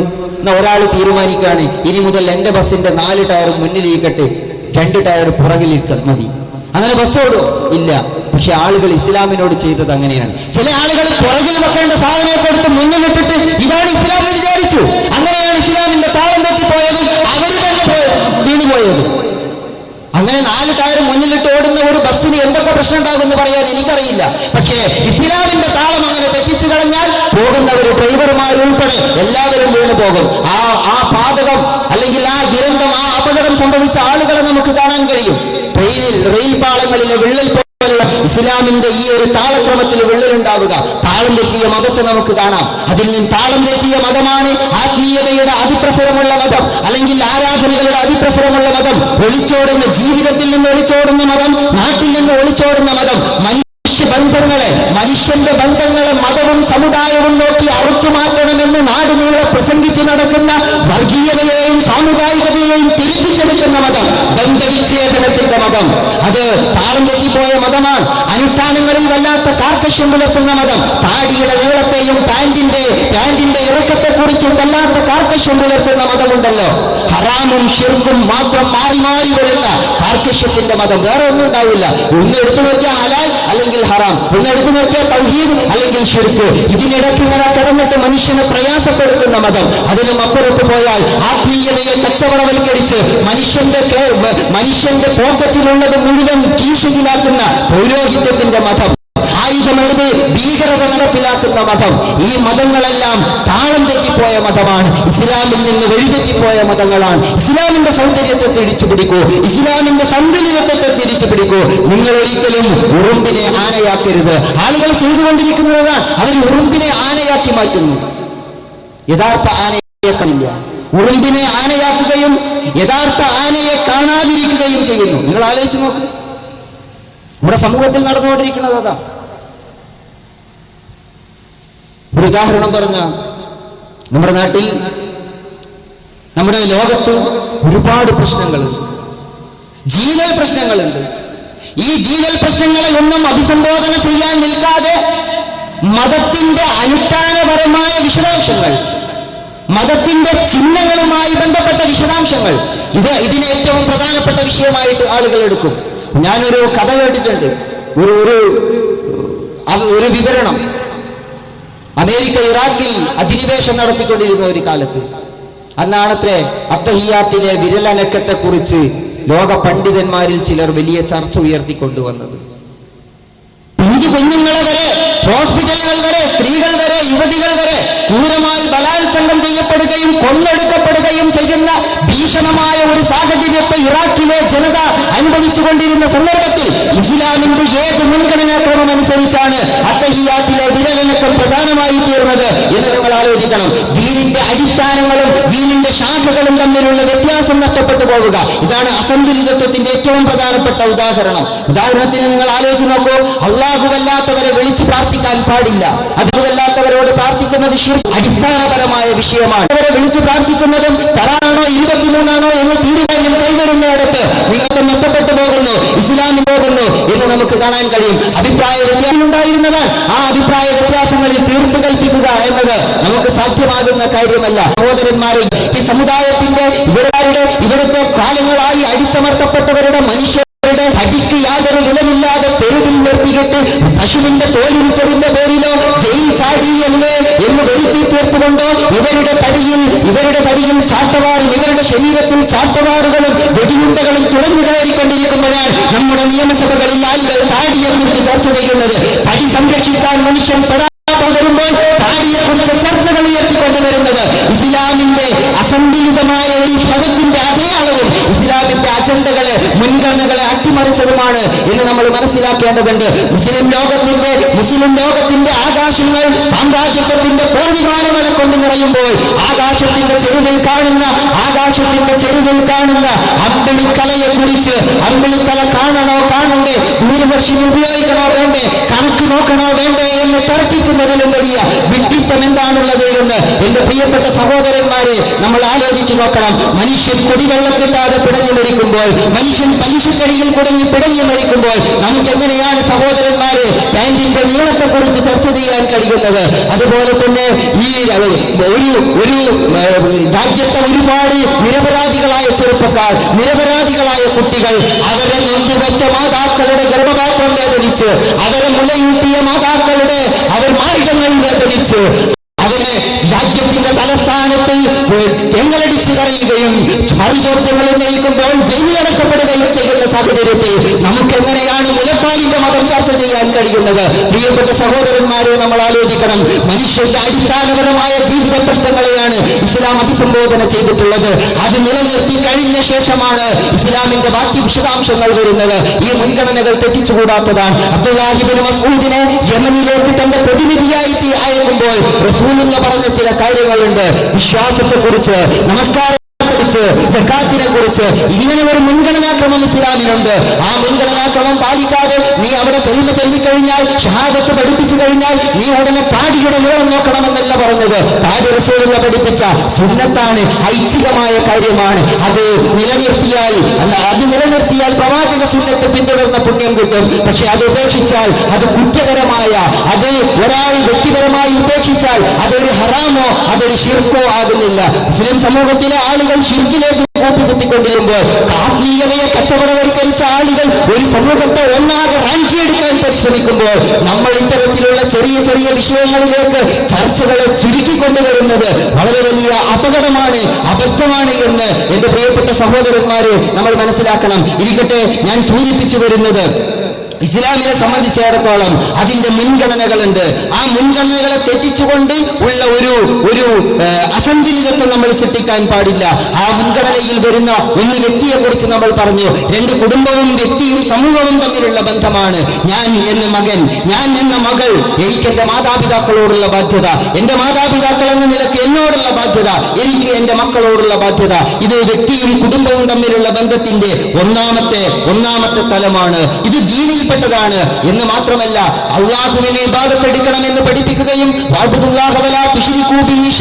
ശിർക്ക് ചെയ്യരുതെന്ന് പഠിപ്പിക്കുകയും ചെയ്ത തൊട്ടുടനെ ഇതാണ് ഇസ്ലാമിന്റെ ആരാധനയും ആത്മീയതയും ഇസ്ലാമിന്റെ കുടുംബ ജീവിതവും തമ്മിലുള്ള ഒരു അടുപ്പം അല്ലെങ്കിൽ ഒരു കോർവ എന്ന് പറയുന്നത്. മാതാപിതാക്കളോടുള്ള ബന്ധം, അവരെ കണ്ണീര് കുടിപ്പിക്കാതെ, അവരെ വിഷമിപ്പിക്കാതെ അവരെ സംരക്ഷിക്കുന്ന ഒരു ദർശനം. അതിനുശേഷമാണ് ദഅവത്ത്. അത് നിലനിർത്തിക്കൊണ്ടാണ് തബ്ലീഗ്, അത് നിലനിർത്തിക്കൊണ്ടാണ് ജിഹാദ് എന്ന് പറയുന്നത്. മലപ്പുറം ജില്ലയിലെ ഒരു പ്രദേശത്ത് ഒരു പ്രസംഗത്തിന് പോകേണ്ടി വന്നു എനിക്ക്. പ്രസംഗത്തിന്റെ കാരണം എന്താണ്?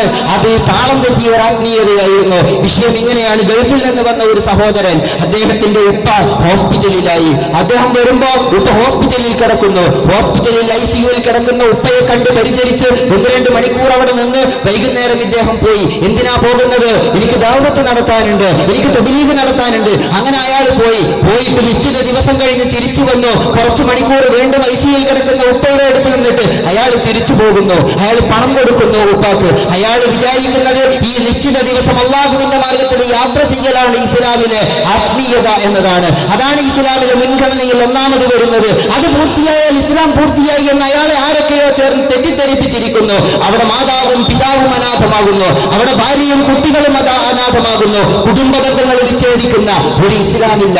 അത് എത്രത്തോളം എന്ന് പറഞ്ഞാൽ മുസ്ലിമായ കുടുംബ ബന്ധങ്ങൾ മാത്രമല്ല, അമുസ്ലിങ്ങളുമായുള്ള കുടുംബ ബന്ധങ്ങൾ ഉണ്ടാകും. ഇത് ബന്ധവിച്ഛേദനത്തെ കുറിച്ച് താത്വികമായ പ്രഭാഷണങ്ങൾ നടന്നുകൊണ്ടിരിക്കുന്ന കാലത്താണല്ലോ. നിങ്ങൾ എടുത്തു നോക്കൂ, ഈ കുടുംബ ബന്ധങ്ങളിൽ, മാതാപിതാ ബന്ധങ്ങളിൽ മുസ്ലിം എന്ന വ്യത്യാസം പോലുമില്ല. എന്റെ ഉമ്മയും എന്റെ ഉപ്പയും അമുസ്ലിമാണെങ്കിൽ, ഞാൻ പുതുതായി ഇസ്ലാം സ്വീകരിച്ചതാണെങ്കിൽ എന്റെ ബന്ധം വിച്ഛേദിക്കുവാനല്ല പഠിപ്പിക്കുന്നത്. പിന്നെ എന്താണ്? എന്റെ ബന്ധം നിലനിർത്തണമെന്നാണ് പഠിപ്പിക്കുന്നത്. എത്രത്തോളം ആ മാതാപിതാക്കൾ, മുസ്ലിംകളല്ലാത്ത എന്റെ മാതാപിതാക്കൾ എന്നോട് ഗർവാപ്പസി ആവശ്യപ്പെടുന്നു, തിരിച്ചു പോകണമെന്ന് പറയുന്നു. അങ്ങനെ തിരിച്ചു പോകണമെന്ന് പറഞ്ഞാൽ എന്നാ പിന്നെ ഒരു ബന്ധമില്ല. ശത്രുത പ്രഖ്യാപിച്ചു വരുന്ന സ്വന്തം മാതാപിതാക്കളോട് പോലും മുസ്ലിമായ ഒരു സഹോദരൻ ചെയ്യേണ്ടത് എന്താണ്?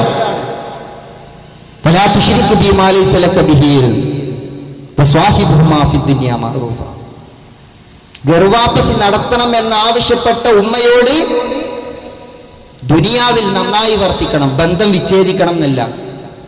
ബന്ധം വിച്ഛേദിക്കണം എന്നല്ല, നിലനിർത്തണം എന്നാണ്. അസ്മാ ബീവി റളിയല്ലാഹു തആല അൻഹ, അവരുടെ മാതാവ്, ബഹുദൈവ വിശ്വാസിയായ അവരുടെ മാതാവ് ഒരിക്കൽ മദീനയിൽ വന്നു, മക്കയിൽ നിന്ന്. അസ്മ ചോദിച്ചു റസൂലുള്ളാഹി സ്വല്ലല്ലാഹു അലൈഹി വസല്ലമയോട്, റസൂലേ ഞാൻ എന്ത് ചെയ്യണം? അവർ വരുന്നത് മുശ്രിക്കത്താണ്, ഞാൻ എന്ത് ചെയ്യണം? റസൂലുള്ളാഹി പറഞ്ഞു, അവരെ സ്വീകരിക്ക്, അവരെ പരിചരിക്ക്. ഹദീസുകളിൽ കാണാം, അത് വിശദീകരിക്കാൻ എനിക്ക് സമയമില്ല. അപ്പൊ ഞാൻ സൂചിപ്പിക്കുന്നത് ഇതാണ്, മാതാപിതാക്കളോടുള്ള ബന്ധത്തിന് മതാതീതമായ മാനങ്ങൾ നൽകിയത് സംരക്ഷിക്കണമെന്നാണ് ഇസ്ലാം ആവശ്യപ്പെട്ടിട്ടുള്ളത്. അവിടുന്ന് അങ്ങോട്ട് പോയാൽ ഭാര്യാഭർത്തൃബന്ധം, വിവാഹം, ഇസ്ലാം വിവാഹം നിഷേധിക്കുകയല്ല ചെയ്തത്. ഇസ്ലാം വിവാഹം കഴിക്കാൻ പറഞ്ഞു. ഭാര്യാഭർത്തൃബന്ധം, മക്കളുമായുള്ള ബന്ധം, ദാമ്പത്യത്തെ ഒരു ബാധ്യതയായിട്ട് ഇസ്ലാം നിശ്ചയിച്ചു. അതിൽ ശാരീരികമായ അവകാശങ്ങളുണ്ട്, അത് ഉപേക്ഷിക്കരുത് എന്ന് പറഞ്ഞു. ഒരിക്കൽ റസൂലുള്ളാഹിന്റെ മുമ്പിൽ വന്നിട്ട് ഉസ്മാൻ ഇബ്നു മദ്ഊന്റെ ഭാര്യ പരാതി പറഞ്ഞത് ഹദീസിൽ കാണാം. എന്റെ ഭർത്താവിന് എന്നോട് താല്പര്യമില്ല എന്ന് പറഞ്ഞു. റസൂലുള്ളാഹി അവിടെ വെച്ചിട്ട് തിരുത്തി ഉസ്മാൻ ഇബ്നു മദ്ഊനെ, ഫമൻ റഗിബ അൻ സുന്നതി ഫലൈസ മിന്നി, ഭാര്യയുടെ അടുത്ത് പോകുന്നതും എന്റെ സുന്നത്ത എന്താണ്? ആ സുന്നത്ത് ഉപേക്ഷിച്ചവൻ എന്നിൽപ്പെട്ടവനല്ല എന്ന് പറഞ്ഞാൽ ഭാര്യയ്ക്ക് നൽകേണ്ട, ഭർത്താവിന് നൽകേണ്ടുന്ന ശാരീരികമായ ബാധ്യതയുണ്ടല്ലോ, ആ ബാധ്യതകൾ പൂർത്തീകരിക്കണം. അങ്ങനെ ഒരുപാട് സംഭവങ്ങൾ കാണാം. അപ്പോ ഇങ്ങനെയുള്ള കുടുംബ ജീവിതത്തെ, ഭാര്യാഭർത്തൃ ബന്ധത്തെ മുറിച്ചു മാറ്റിക്കൊണ്ട് പോകുന്ന ഒരാത്മീയത ഇസ്ലാമിനില്ല. അതുപോലെ തന്നെ സമൂഹത്തോട് ബാധ്യതയുണ്ട്, കുടുംബത്തോട് മാത്രമല്ല സമൂഹത്തോട് ബാധ്യതയുണ്ട്. ഇസ്ലാമിൽ ആത്മീയതയുണ്ട്, അതേസമയം തന്നെ സാമൂഹിക ബോധവുമുണ്ട്. അതിന്റെ ഏറ്റവും ഉജ്ജ്വലമായ ഉദാഹരണമാണ് നമസ്കാരവും സക്കാത്തും. നിങ്ങൾ പലതവണ കേട്ടിട്ടുണ്ടാകും, നമസ്കാരം എന്നത് അല്ലാഹുവിലേക്കുള്ള ഒരു ആത്മീയ യാത്രയുടെ പേരാണ്, സക്കാത്ത് എന്നത് മനുഷ്യരിലേക്കുള്ള ജനസേവന യാത്രയുടെ പേരാണ്. നമ്മൾ സക്കാത്തിന്റെ പണം കൊണ്ടുപോയിട്ട് നൈവേദ്യങ്ങളായിട്ട് സമർപ്പിക്കുകയല്ല, നെയ്യഭിഷേകവും പാലഭിഷേകവും നടത്തുകയല്ല.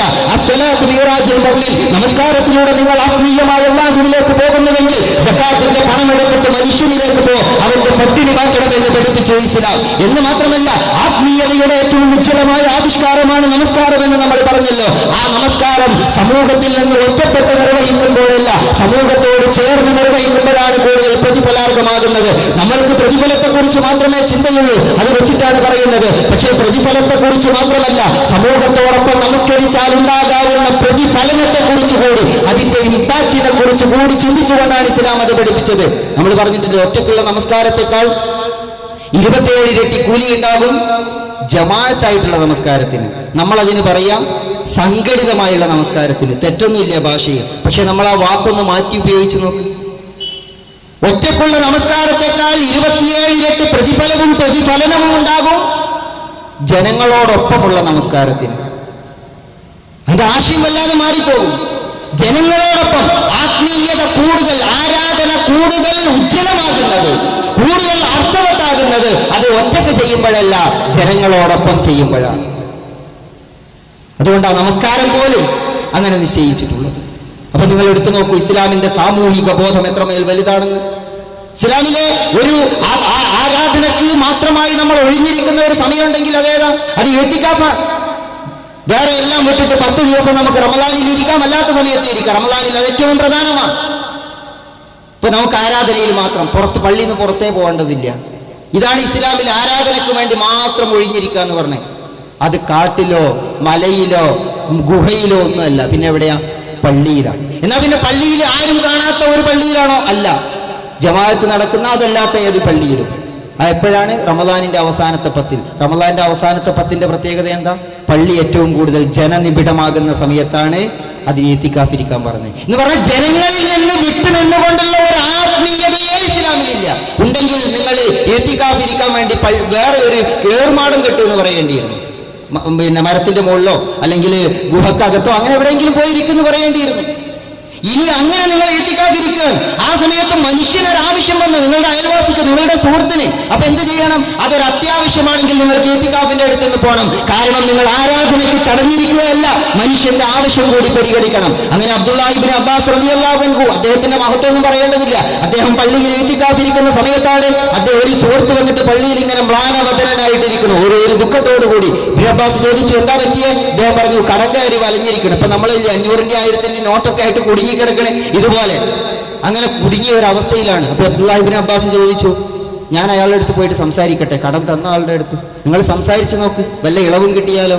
അങ്ങനെ അബ്ദുല്ലാഹി ഇബ്നു അബ്ബാസ് ഇഅ്തികാഫിന് നിയ്യത്ത് ചെയ്ത അബ്ദുല്ലാഹി ഇബ്നു അബ്ബാസ് പള്ളിയിൽ നിന്ന് പുറത്തിറങ്ങിയിട്ട് ചെരുപ്പിട്ടപ്പം ആളുകൾ വന്നിട്ട് അബ്ദുല്ലാഹി ഇബ്നു അബ്ബാസിനോട് ചോദിച്ചു,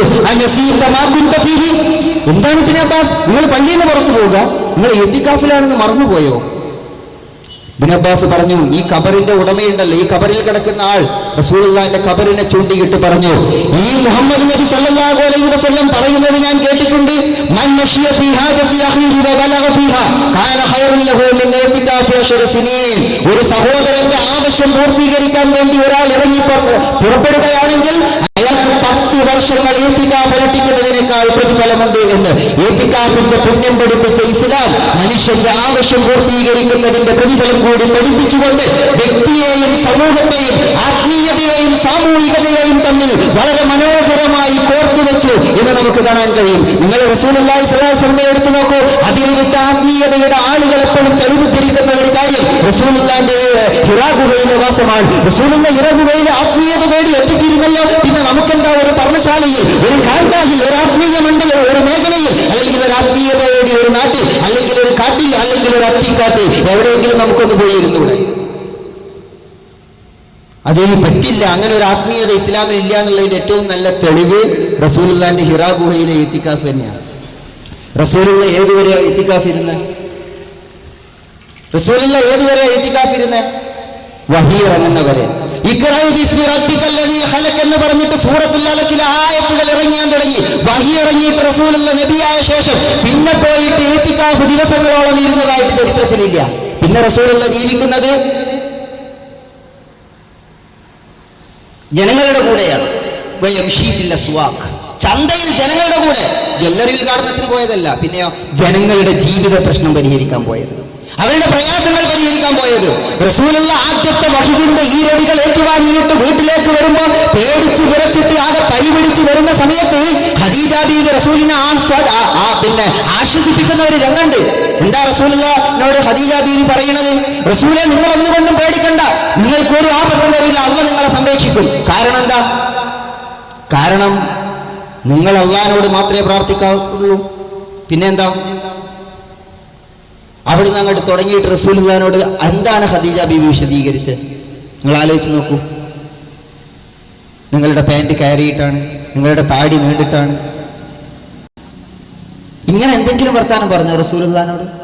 നിങ്ങൾ നാട് വിട്ടു പോയിട്ടുണ്ട്, ഇത്ര ദിവസം അവിടെ പോയിട്ടുണ്ട്, ഇവിടെ പോയിട്ടുണ്ട്, ഒന്നുമല്ല. പിന്നെയോ റസൂലുള്ളാഹിനോട് ഖദീജ ബീവി പറഞ്ഞു, വല്ലാഹി ലാ യുഹ്സിക അല്ലാഹു അബദ ഇന്നക ലതസിലുർ റഹിം വതഹ്മിലുൽ ഖൽബ് വതുഈനു അലാ നവായിബിൽ ഹഖ്.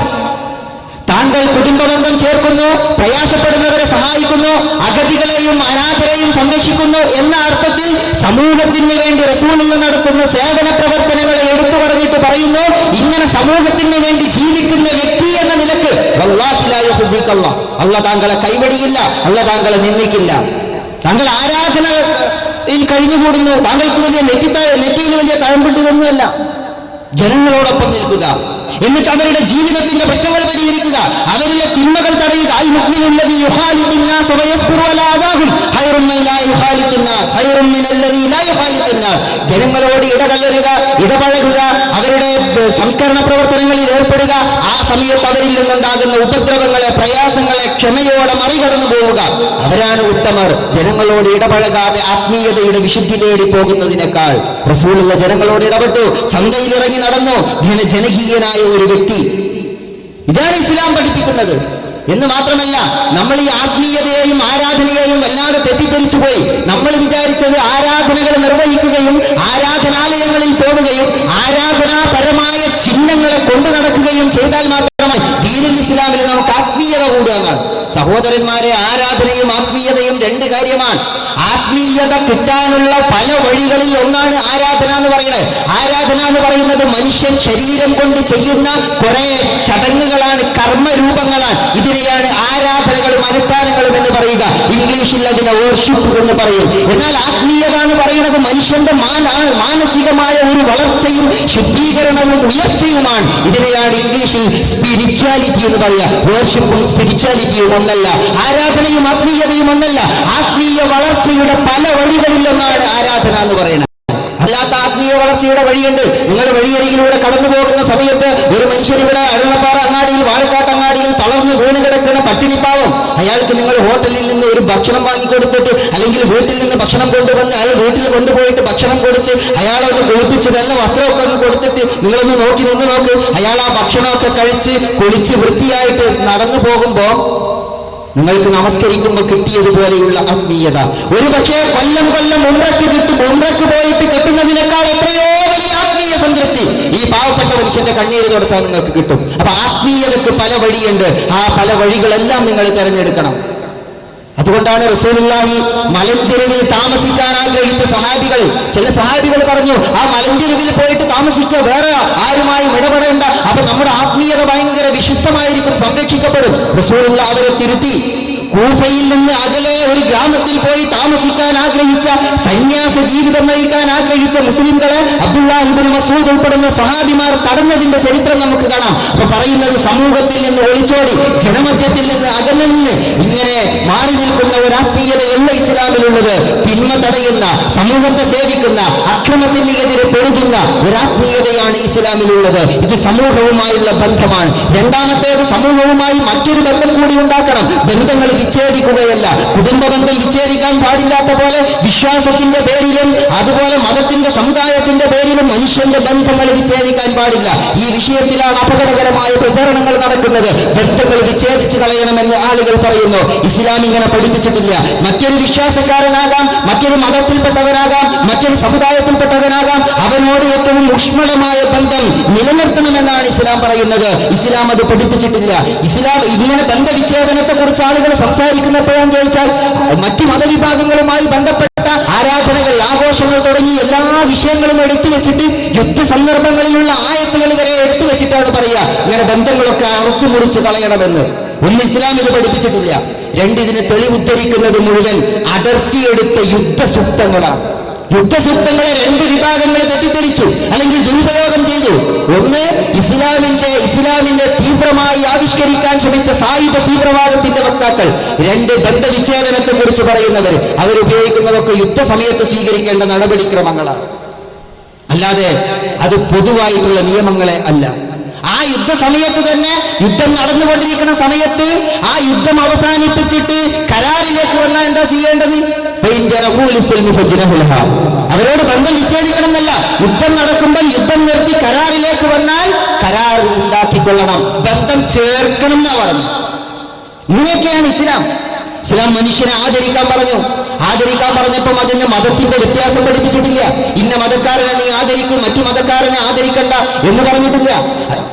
വലക്കത്ത് കറംനാ ബനി ആദം, മുഴുവൻ മനുഷ്യരെയും ആദരിക്കുന്ന പറഞ്ഞു. അതുപോലെ തന്നെ അലി ഇബ്നു അബീ താലിബ് മാലിക്കുൽ അശ്തറിന് അയച്ച ഒരു കത്തുണ്ട്. അദ്ദേഹം പറയുന്നത് വഷ്ഊർ ഖൽബക ബിർറഹ്മതി ബിൽലുദ്ഫി വറഹ്മതി വൽ മുഹബ്ബതി ലഹും, നിന്റെ പൗരന്മാരോട് നീ കാരുണ്യത്തോടെ, അനുകമ്പയോടെ, സ്നേഹത്തോടെ വർത്തിക്കണം.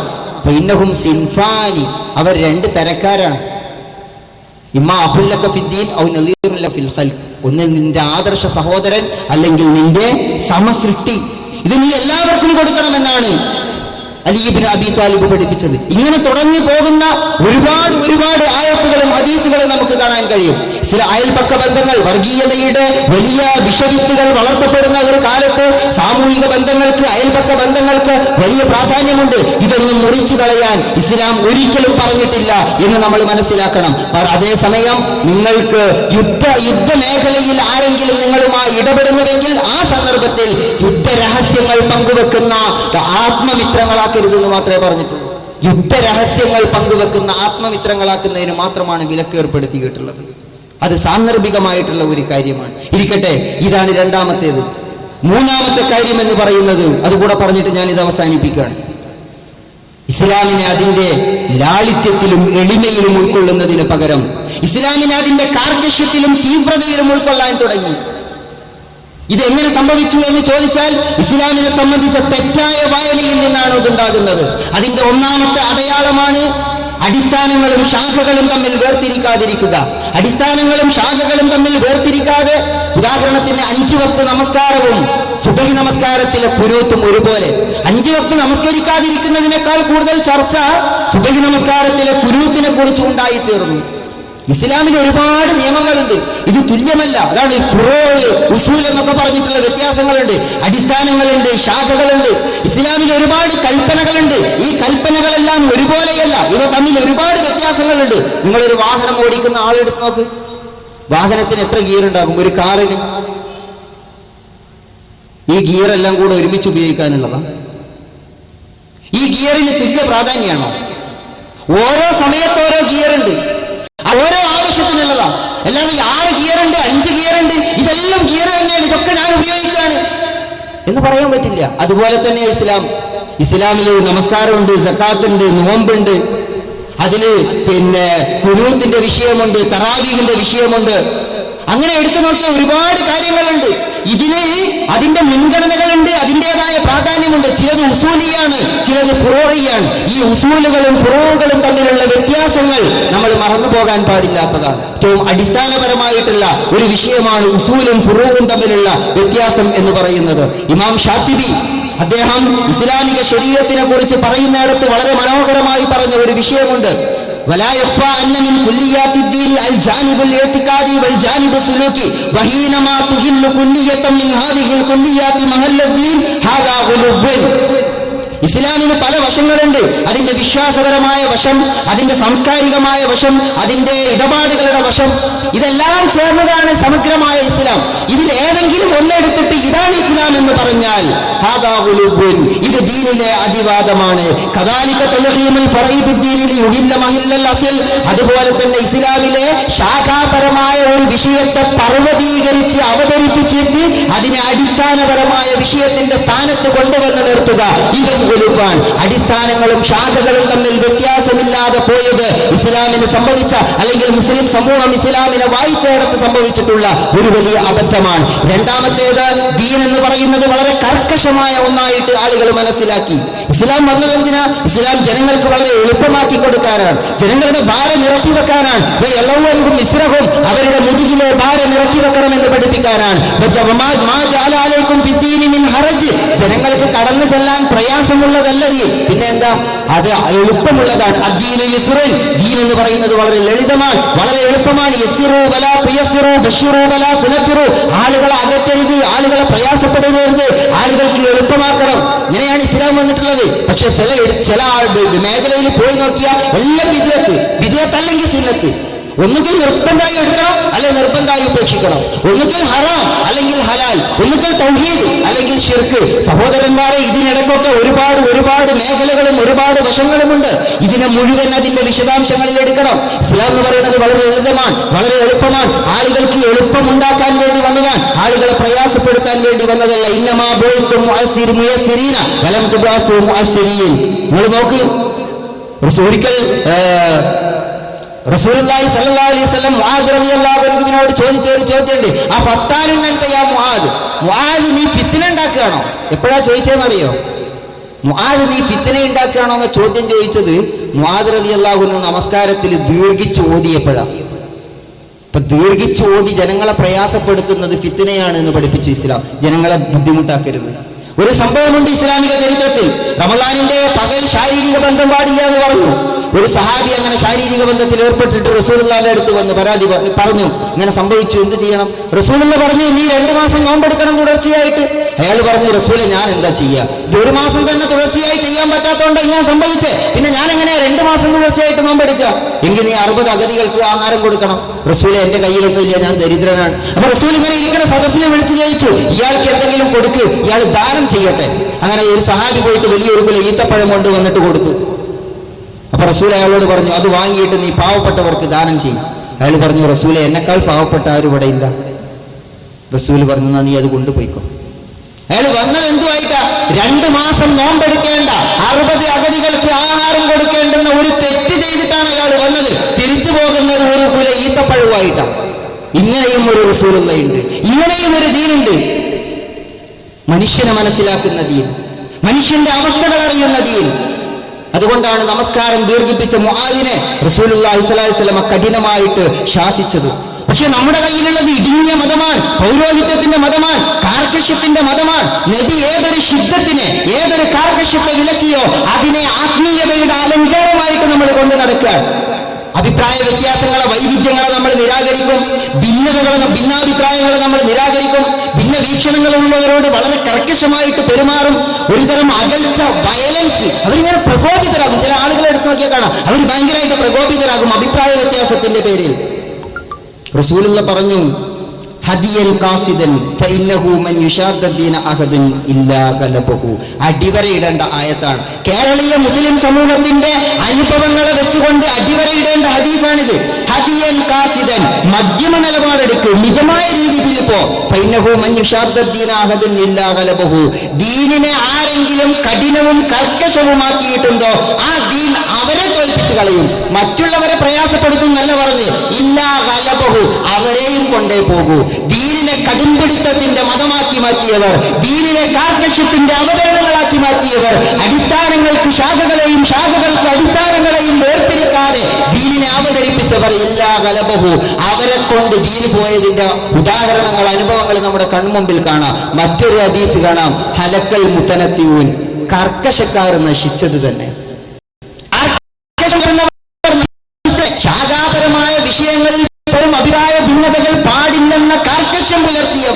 അതിന്റെ പേരിൽ ആക്ഷേപക്ഷരങ്ങൾ ചൊരിഞ്ഞവർ.